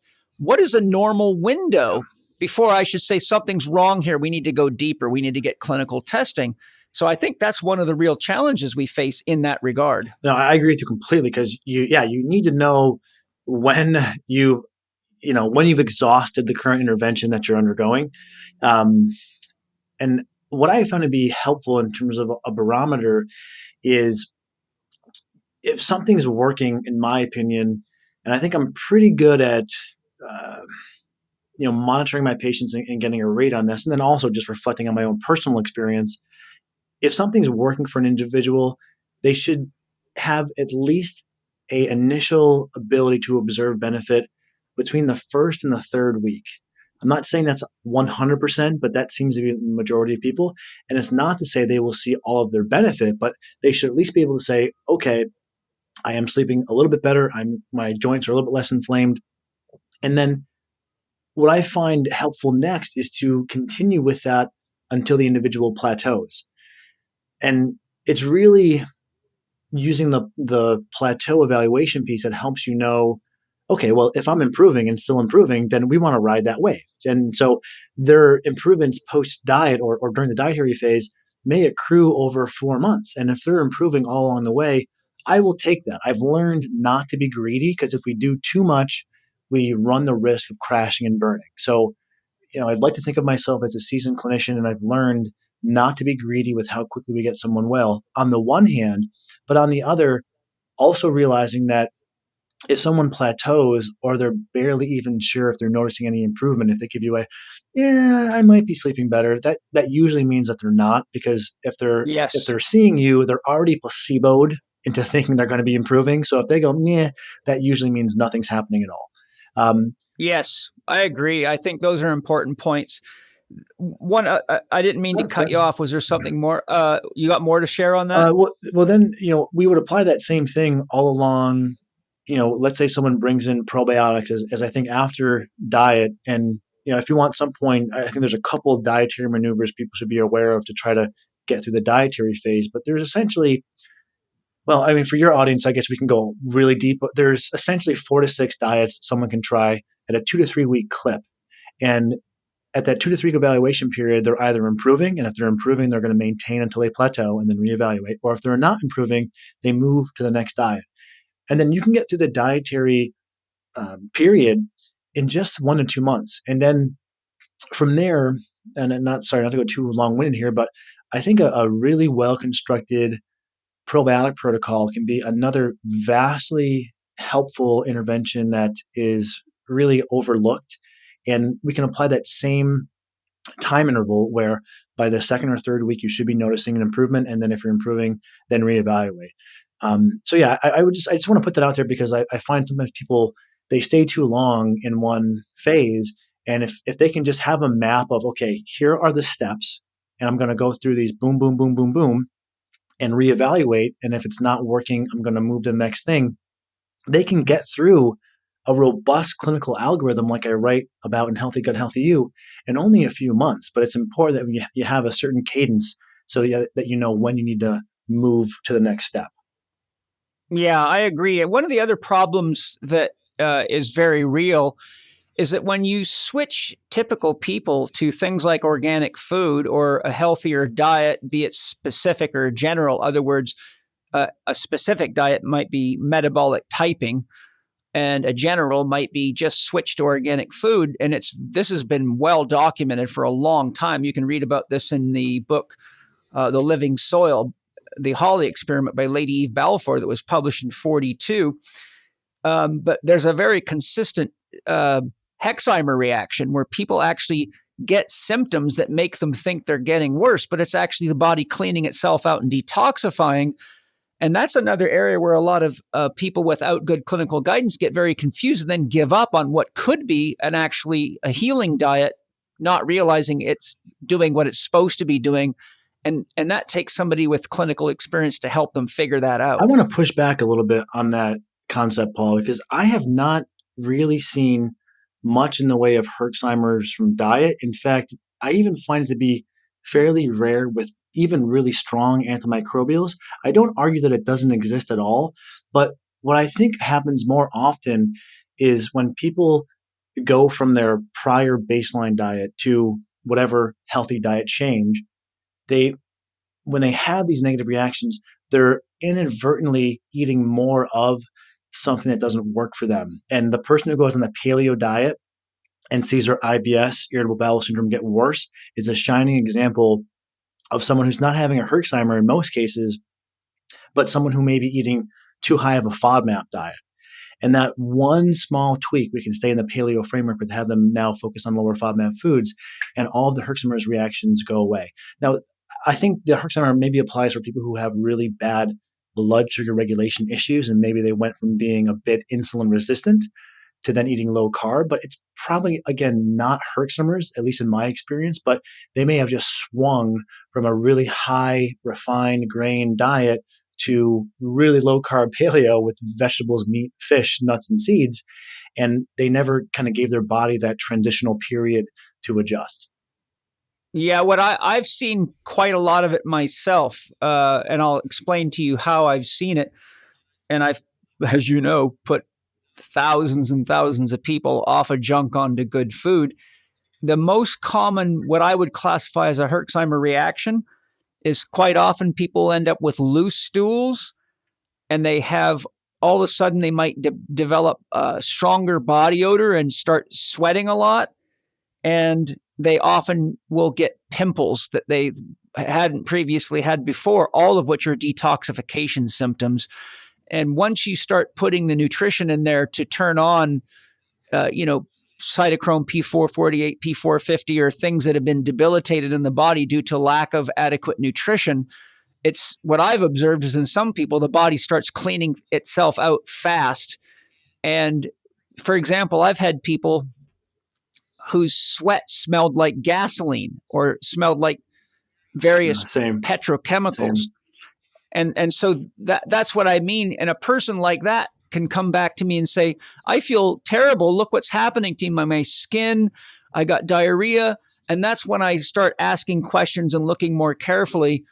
And that's why exactly why I said it takes someone with enough clinical experience to determine whether or not you're actually moving in the right direction or the wrong direction, or people could be aborting an otherwise healthy or healthier approach. Sure, that's fair. Well, Michael, I've really enjoyed our conversation so far, and thank you for your challenges. I love healthy conflict. That's how we all grow, and if it's done in the spirit of love and growth, it's beautiful. So feel free to keep challenging me, because that's how I grow too. Okay, good, and same here. Thank you. So far, I haven't had much to challenge you on. I just, I took a thorough look through your book, and like I said, your paper on SIBO, and I just thought this is a book that, if I had the time to write, I would have done the research to write a book like this myself, because I think it's a very, very important area where a lot of people are getting confused by, new science, partial science, belief systems, and your book. It's important enough for me to want to have you on this podcast. So thank you very much. I've seen a fair bit of good information on the correlation between the foods one eats, the health of one's microbiome, and their mental emotional health. In fact, I've had many people reach out to me for help due to negative, dark, and suicidal thoughts. And my first suggestion is always to clean up their diet as directed in my book, How to Eat, Move, and Be Healthy, and remove any drugs or chemicals from their body and their environment that are likely to be problematic, such as we've been talking about toxic soaps, bug sprays, centers, commercial body care products. And so far, every one of them that took my advice either had complete elimination or a significant reduction of this kind of self-destructive mental emotional activity, of course, barring people that had the clinical need for psychotherapy or things like that, Could you share an encapsulation of the current science and your clinical experience with regard to the foods, the microbiome, the profile, and how that might play out mentally and emotionally? Yes, and this is a question that's near and dear to my heart because one of the chief symptoms that I suffered with was essentially food reactive brain fog. In fact, when I was doing my graduate studies, I wouldn't eat 3 hours before an exam because I was afraid, like, oh, it's a coin toss. I might get brain fog after I eat and feel like I'm in a haze for the next couple hours. And it's a terrible, terrible feeling. And we are learning much more about this gut brain connection. And there's some really encouraging findings here. Now, we should start with diet. There is published credible evidence now showing that those with non-celiac gluten sensitivity, so they don't have celiac, but they feel like they have a problem with gluten, it has been shown, and the best research comes out of University of Bologna in Italy, a researcher named Volta. They looked at about 12,225 patients, so a large sample size. And they were really trying to better understand gluten sensitivity and the other factors that can accompany reactions to gluten. And they found, yes, there's digestive symptoms, but there's also a subset of patients who would only have neurological manifestations. And fatigue and depression were two of the most common. So, not to put all the culpability on diet, but definitely gluten is one. And that's been fairly well studied. There seems to be anecdotal reporting about the same thing happening with dairy. And then it seems pretty reasonable to say that a litany of different processed foods may aggravate the gut, and then via the gut-brain connection could cause problems in mood. So fully agreed that diet and how diet affects the gut-brain connection can be clinically impactful and meaningful in terms of someone's brain fog, their anxiety, their depression. There's a couple other things, though, that I think are lesser well known that are interesting. Histamine intolerance is another that I think is somewhat pervasive in kind of the paleo-like community because they're doing something really good in the fact that they're recommending consuming fermented foods. And that can be a great thing. But for people who are histamine sensitive, they don't do well with high histamine foods, which tend to increase in the diet for many people eating an ancestral diet. So this would include fermented foods, avocados, jerky, any kind of canned fish or canned meat, spinach. Those are just a few off the top of my head. But I also had a problem with this where perfectly healthy. And then my breakfast of a packet of jerky and avocado, also high in histamine, and then some sauerkraut. I kind of call it the lazy man's paleo. Right? Everything's easy to say. You grab half an avocado, a packet of jerky, have a little kombucha, and maybe or a little bit of sauerkraut rather, and then maybe you wash it down with a kombucha. Every one of those is a high histamine food. And for some people, the difference between brain fog, depression can also lead to things like facial flushing or lightheadedness or even joint pain can be just identifying and trying to reduce their histamine intake. Now, the healthier your gut, the more you're able to break down histamine, but there's also limits in terms of how much a given individual can metabolize. So histamine intolerance and a trial on low histamine can also be pretty helpful in some cases. Again, coming back to diet and the gut-brain connection. And then clearly, things that help people be less reactive to a litany of foods can be treating any kind of dysbiosis. And dysbiosis is admittedly kind of a vague catch-all term for bacterial and fungal imbalances in the gut. But that's because there's a litany of different ways this can manifest. But there does seem to be a group of patients who are just so sensitive from a perspective of whatever I eat flares my gut-brain connection and leads to depression or anxiety or irritability. And if improving their diet doesn't help, if low histamine doesn't help, then dysbiosis treatments can be pretty helpful. That's, I guess, a quick encapsulation. I should maybe pepper in one or two of what we're finding from a research study perspective. The things that are most exciting to me earlier was the two meta-analyses of clinical trials finding that those with anxiety and depression actually saw a notable reduction in those mood aberrancies after using probiotics. So we kind of see this almost like a little mini clinical hierarchy emerge. Food quality and lifestyle, number one. And then if someone hasn't tried gluten-free as part of their diet, maybe number two, and then considering low histamine after that. And then finally, dysbiosis therapies after that. So yeah, there's a lot we can do here. And for people who are suffering with brain fog or depression or anxiety, yeah, look at your gut because it can definitely be driving a lot of these symptoms. Listening to your describing your brain fog and things, if you were my patient, one of the first things I would have done is two things. I would have ran the best test I could find for food allergy and food intolerance on you, because those are classic food allergy and food intolerance symptoms. And I would have put you on a 4-day rotation diet right away so we could start giving you adequate time to clear each genus and then see what happens when we reintroduce it. In other words, we have to clean out the genus so that the immune system's not constantly overstimulated. Did you look into that for yourself? Yes. And this is one of the reasons why I'm not really a proponent of food allergy testing, is because when I did a food allergy test, and now there's 2 points in time I should reference here. I food allergy tested when I still had an infection or pretty early after clearing it, and ostensibly still had a large degree of leaky gut. So the test that I ran had 23 food allergies positive. This is known as panallergic. And oftentimes this is a derivative of problems in the gut. So that wasn't fruitful at that point in time. And at this point in time, I'm referencing now with the histamine, this was only probably about 3 years ago. And I think there was two factors at play. One, I wasn't sleeping quite enough and making that enough of a priority. And then two, I was just way overeating histamine foods. And there does seem to be, like anything else, we can't say that carbs are bad, but we know that people have different tolerance for carbs.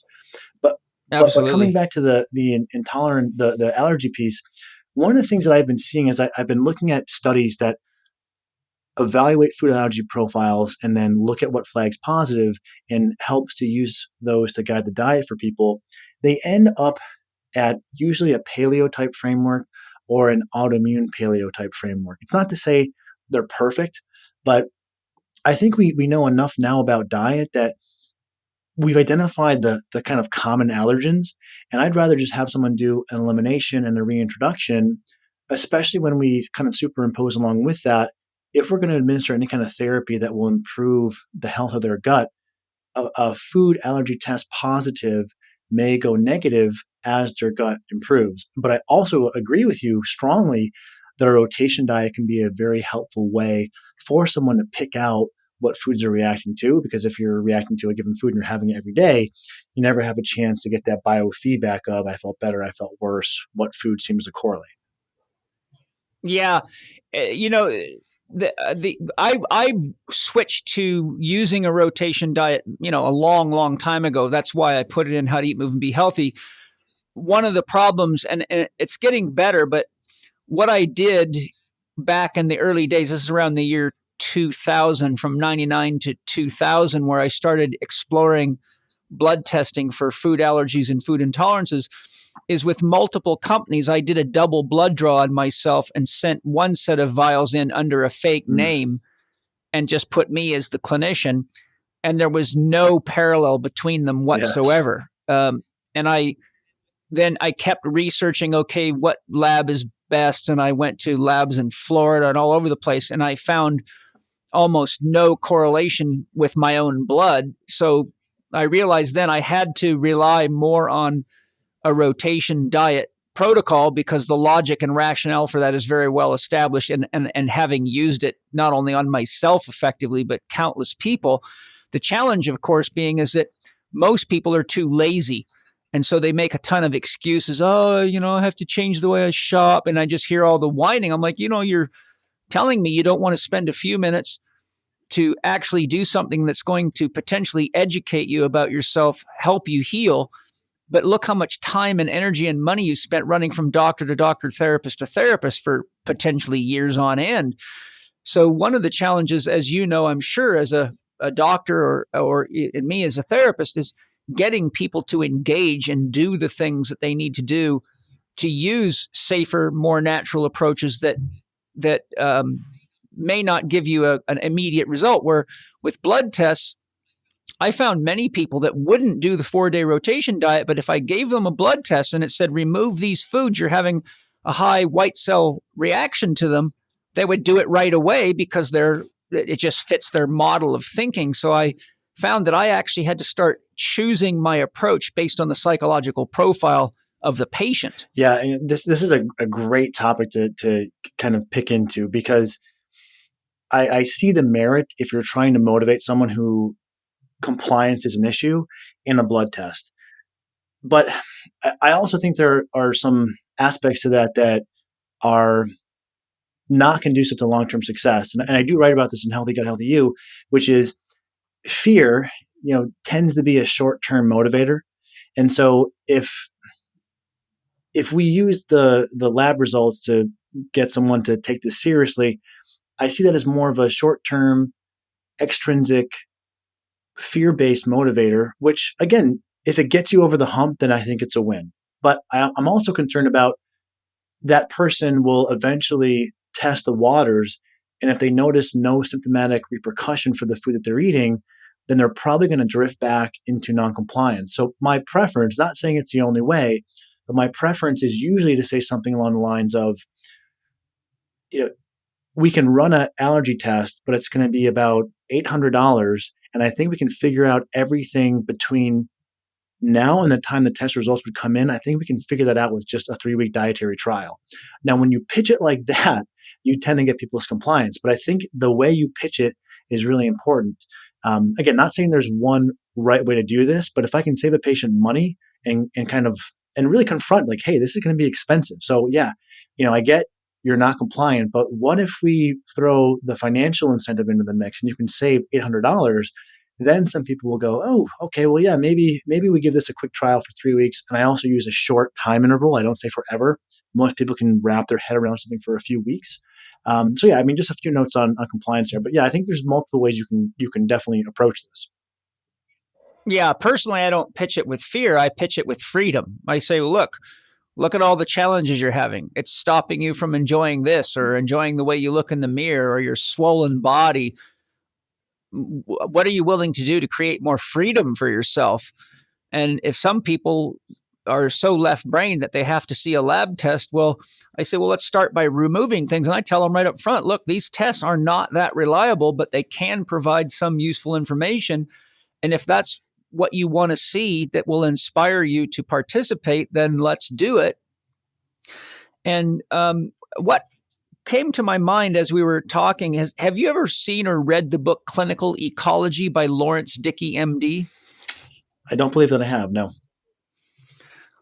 Well, I think that might be a very interesting book for you to look at. It was published in 1972, and it's about 600 or 700 pages of research on food allergy and food intolerance, written by Lawrence Dickey, MD, who looked extensively at the research. And, prior to him, the real pioneer of this whole field was Theron Randolph. How did the research in 1970?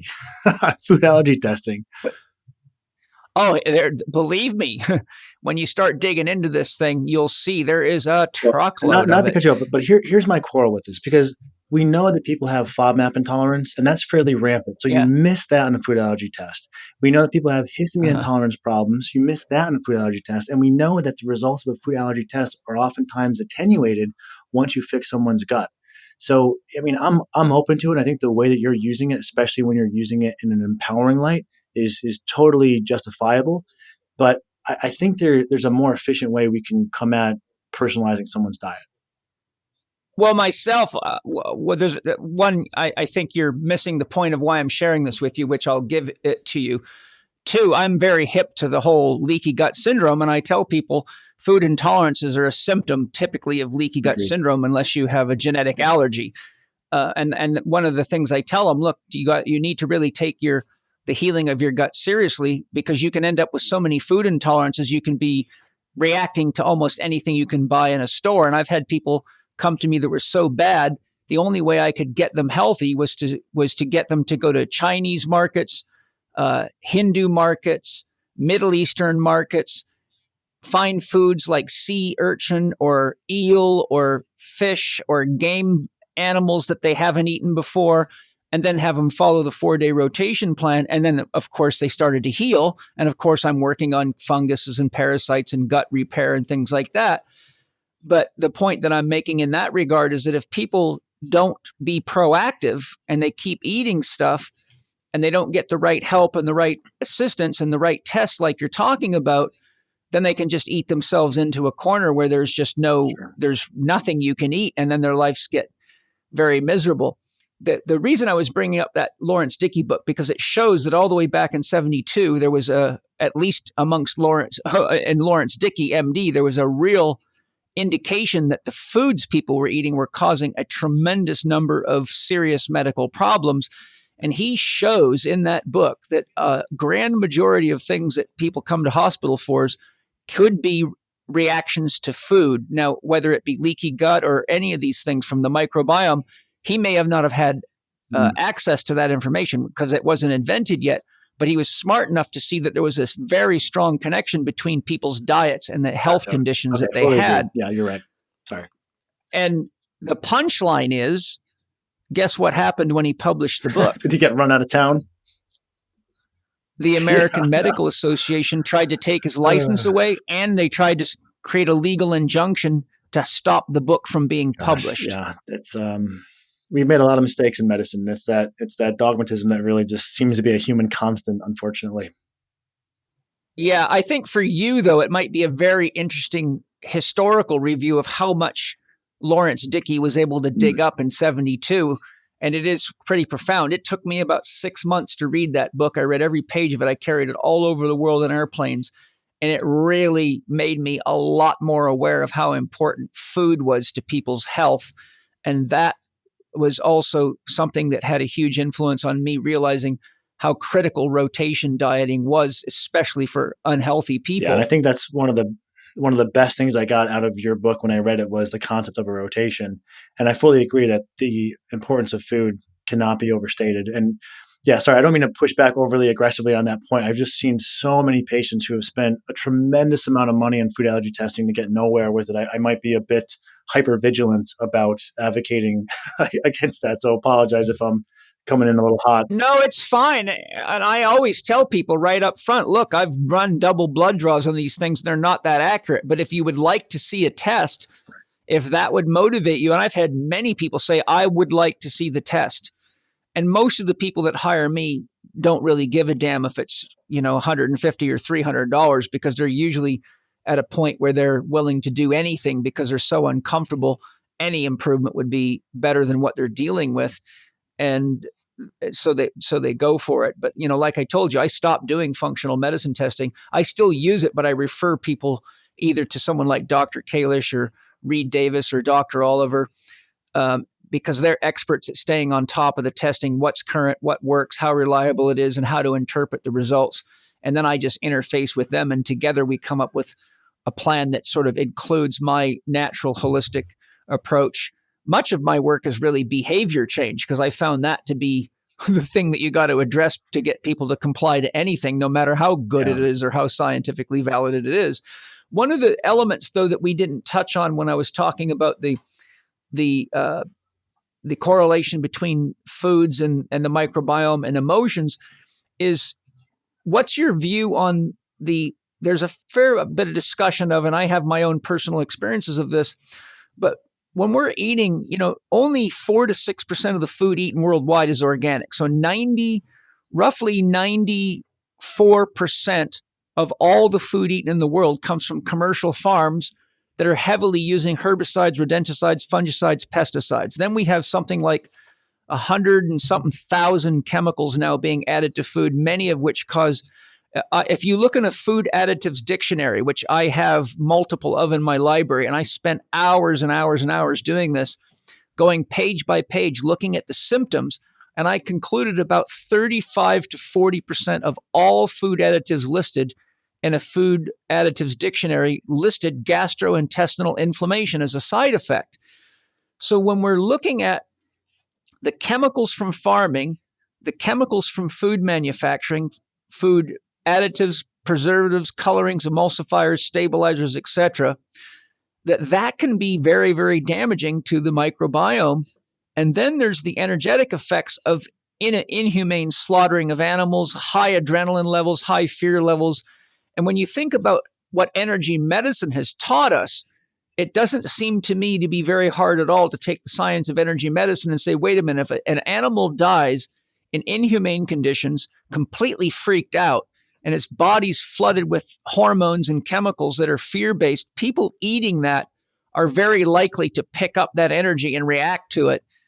And personally, I tested this myself. And the way I did it was I took some LSD and then I ate foods that were commercially farmed, such as chicken or various pieces of food. And I was overwhelmed by fear and stress. And I'm clairvoyant, so I was actually having visions of the animal dying. I could hear it screaming. And this isn't a test I recommend people do at all. In fact, you shouldn't eat that kind of stuff when you're on a drug like that.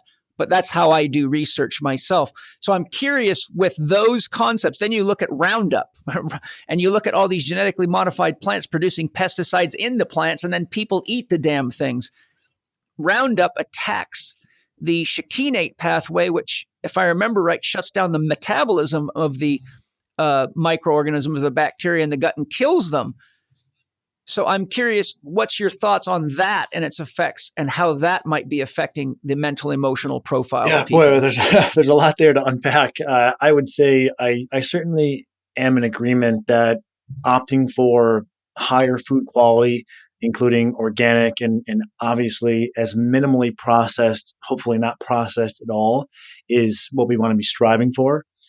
I do think it's important at the same time to allow people a little bit of leeway, because sometimes people get so kind of hyped up about food quality that they, let's say they're traveling and they can't get food, and then they work themselves into a tizzy because they had some non-organic food, and it's like, whoa, okay, you're going to be okay if you deviate from the plan some of the time, but let's strive for this great measure most of the time.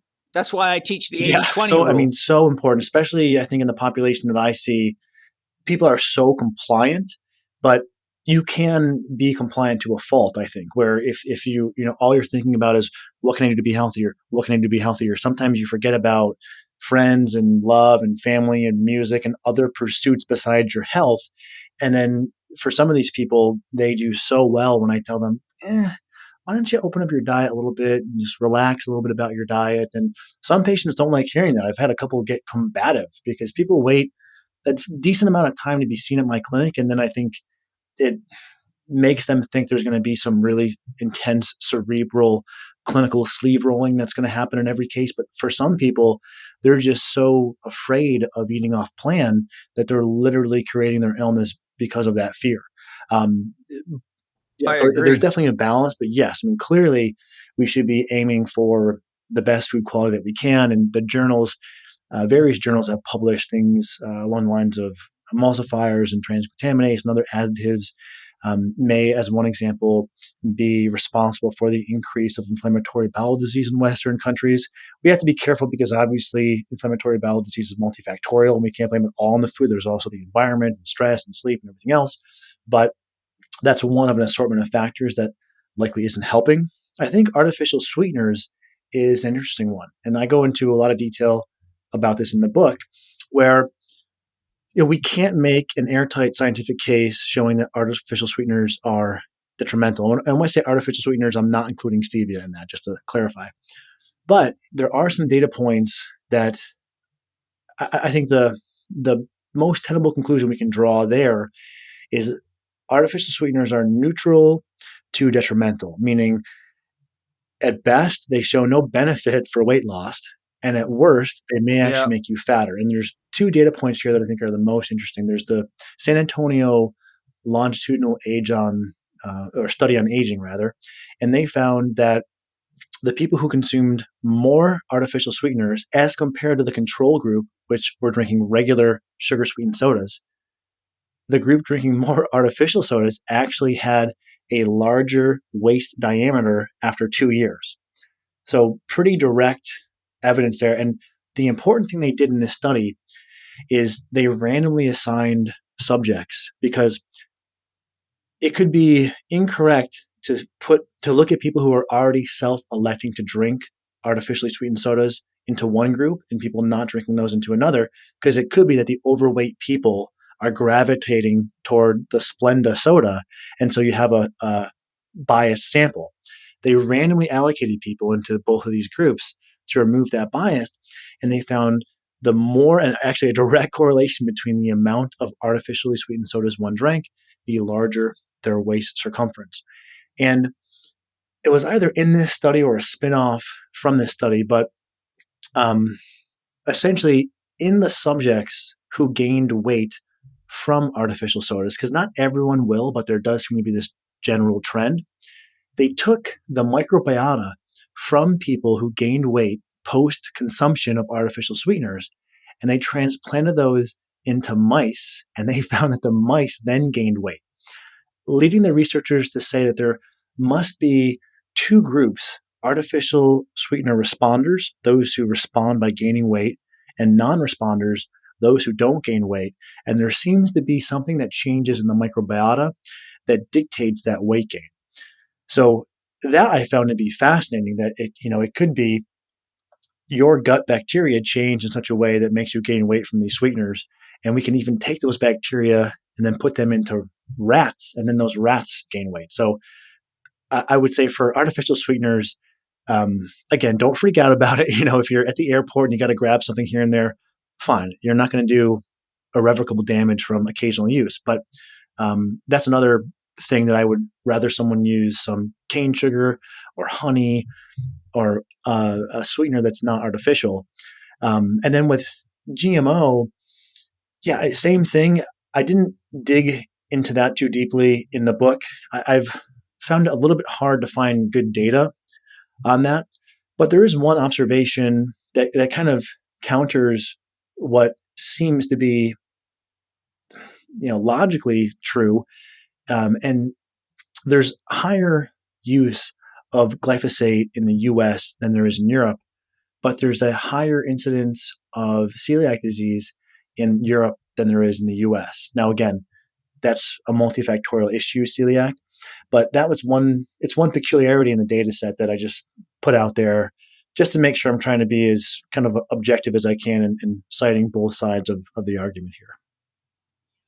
Yeah, I think, just being just plain old logical and practical, as a guy who grew up on a farm, if you start pumping chemicals into your gut that are known to kill parasitic organisms, bacteria, fungi, insects, those chemicals come from two classes. They're neurogenic, which means they're made from warfare, biological warfare chemicals that attack the central nervous system of the organism, and estrogenic, which is just like the birth control pill. It raises the estrogen levels so high that the insects die off because their hormone systems are completely out of balance and they can't reproduce.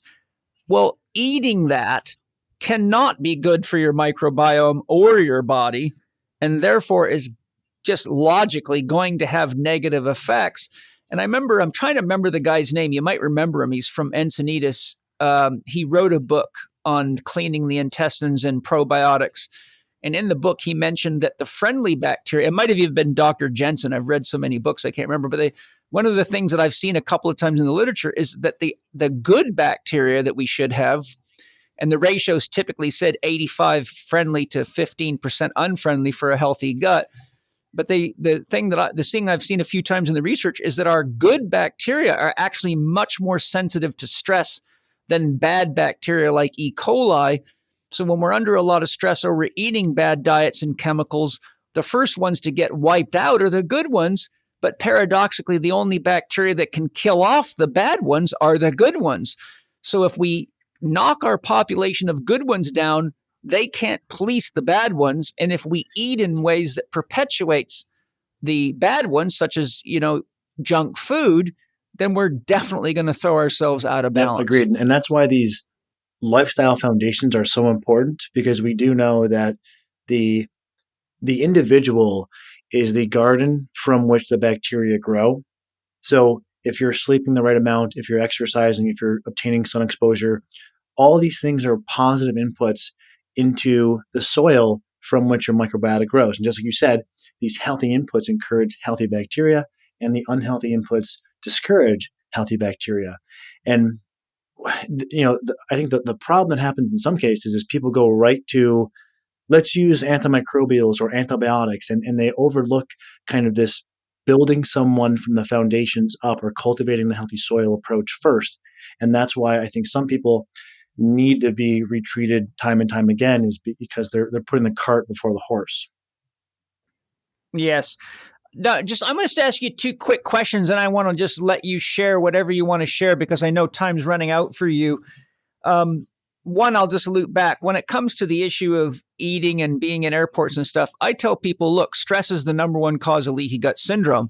So if you turn your diet and lifestyle into a fanaticism, then you're actually a bigger problem than the food itself. And the other one is, I was reading, I can't remember if it was your book or your SIBO paper, but you referred to restless leg syndrome as a symptom a couple of times. I've got a book in my library on neurotoxins in food, and they gave an explanation at the level of the neurological system for restless leg syndrome. Could you tell me what it is that, in your opinions, triggering restless leg syndrome? Yeah, that's a great question. This work is mainly pioneered by one of my colleagues, Dr. Leonard Weinstock, and it's really his clinical observation in treating patients with SIBO, that when he treated SIBO, their restless leg cleared. And I'm assuming, for lack of a more specific kind of granular mechanism, that there's some gut-brain connection. And the way I kind of look at any of these connections, for a given person, a gut problem could manifest neurologically. For one person has depression, another person has brain fog, another person could be OCD, another person, it could be restless leg.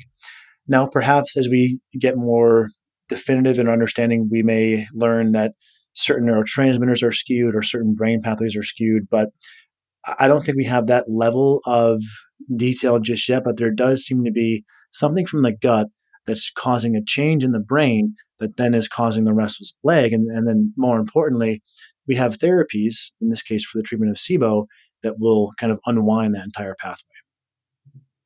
Okay. I'd share more, but you're out of time, and I want to give you a chance to just share. Knowing we've only got a few minutes left, can you hit us with some key things from your book that you think we should know about, if for any other reason than to inspire us to buy and read the book? Well, yeah. So I spent 3 years writing that book. That book was really a labor of love, not as something to kind of showcase my skills and say, hey, come into the clinic. I'm hoping to inspire you by reading this book to come see me. I wrote the book so that people would not need me because. Well, that's exactly how I wrote How to Eat, Move, and Be Healthy. And by the way, it took me 3 years to write How to Eat, Move, and Be There Healthy. There we go. I feel that kinship then. And it has proven that to be true. And we've recorded a number of reader testimonials who've been to, in some cases, 3, 4, 5 functional medicine doctors and have been unable to resolve their condition. They go through the book protocol because it's personalized and I think written by a specialist in this area. They were finally able to get the results they were looking for. So I really hope that people will go to the book before they see a functional medicine provider. And I cringe a little bit in saying that because I don't want to dissuade people from the field, but trying to think in what is in a individual's best interest. You can go through the entire book protocol for probably the cost of 2 functional medicine office visits, maybe even 1. And then if the book doesn't work for you, you can go to your clinician and say, well, I've done this, I've done that, I've done the other thing. This helped, that didn't help. Now, again, the chances that's going to happen, I think, are fairly rare. But you'll be in good shape and you'll almost for certain be healthier, and it could be a better use of your time and your funds. And what I try to lay out in the book is a ground up, how do we improve the health of you, your ecology in that soil from which all these bacteria in the gut grow. And then if those more foundational therapies don't work, There's a comprehensive probiotic protocol. There's a comprehensive antimicrobial protocol. There's even something as advanced as an elemental diet, which is essentially pre-digested liquid nutrition that for some people can function as a gut reset.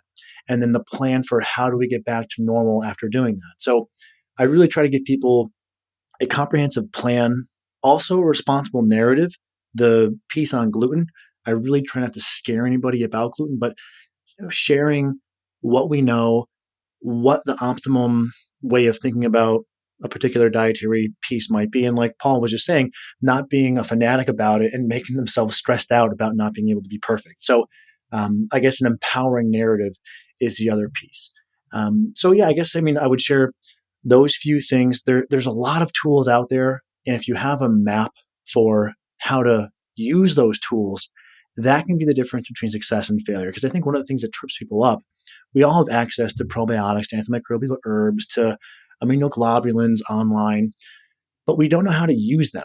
So if my car broke down, I wouldn't be of huge help if I had access to a mechanic's shop. I'd love to say that I was more, mechanically inclined with fixing cars than I am. But even if I had access to the tools, I wouldn't be able to fix anything. So I just hope people realize that, there's these resources out here to walk you through the sea of claims that you're probably inundated with on the internet so that you can get healthy and really, get back to your life. Because this is one of the things that I think you and I, Paul, definitely share, which is I look at health as a way to help someone cultivate as much vitality and well-being as possible so they can bring that to being a better musician, mother, father, son, coach, whatever. And so the purpose for me of health, yes, is to learn about oneself and kind of have the introspection, but also to cultivate the vitality to do what it is that you want to do with your life. And so at the end of the day, you have enough in the tank to learn that language, to learn that instrument, to be a better lover, to be a good, husband or whatever it is, rather than sitting on the couch exhausted because you just don't have the energy that you need. So, hopefully, that there's something in there that will move people and point them in the direction of help should they need it. I think that's very good. I totally agree with what you're saying. There's nothing like education to give us more freedom to make better decisions. And I bring the people on the podcast that I think share really good knowledge, skills, and resources so people are empowered, because I think we've all gotten to the point by now that we realize we can't just put our challenges in the hands of doctors and expect them to take our problems away. And I think our health challenges are great opportunities to learn and grow. And what I've found in my life is every time we resolve one of our own health challenges legitimately by really addressing the root cause, we're able to help a lot of other people, because most of the people out there that are having those challenges don't know how much of these challenges are being caused by small, manageable things, such as diet and lifestyle factors that can be managed on your own, but they just don't know any better. So I'm very grateful for everything you share, everything you've produced and written. I've read the paper I cited. I've looked through your book very carefully. So I know that you're sharing very, very sound, clinically based and experientially based wisdom. And to say goodbye, where can people reach you if they want to hire you as their doctor for consultation or help? Everything can be tracked down to that portal of my website, drruscio.com, which is drruscio.com. I just want to forewarn people, the clinic has about an 8-month waiting list. So I hate the fact that there's that long of don't get me wrong, it's nice to have that security. But I just want to forewarn people, there is a way. I am hoping in 2020 to hire a couple new clinicians. It's just time is always is a challenge. And Paul, I really want to thank you for the impact that you had on my life. I don't know if I would have found Dr. Kalish back when I was 21. And if I hadn't found help for that, I would have been in really rough shape. And I don't think I would have done the things in my life that I have done. So I really am, I guess forever indebted to you for that, because you helped bring my awareness to someone who could help me. And I was in really dire need of help. So just super appreciative for that, for all the work that you've done, and for the great conversation and kind of intellectual jousting that we're able to have here, and just share ideas and challenge each other. It's been fantastic, and I'm deeply appreciative for the opportunity. Hey, my pleasure. And you, by sharing that, have just reminded me of why I do the work I do, and to know that I had even a little piece in your growth, development, and the ability to help countless thousands of people makes my day. So I'm deeply grateful, and thank you. And I hope you inspire millions to heal, grow, and learn more. Thank you, Paul. Me too. Thank you for listening to Living 4D with Paul Chek and today's guest, Dr. Michael Ruscio. You can find more about Dr. Ruscio's work online at drruscio.com. That's drruscio.com, or follow him on Facebook and Instagram at Dr. Ruscio. You can find a free quiz on Dr. Ruscio's website to help people identify the root of their symptoms. Visit drruscio.com/get-gut-book. Follow Paul on Instagram and Twitter at Living4D Podcast, or on his YouTube podcast channel, youtube.com/Living4D with Paul Chek. You can watch more on Paul's blog at paulcheksblog.com and the Chek Institute's new site at chekiva.com.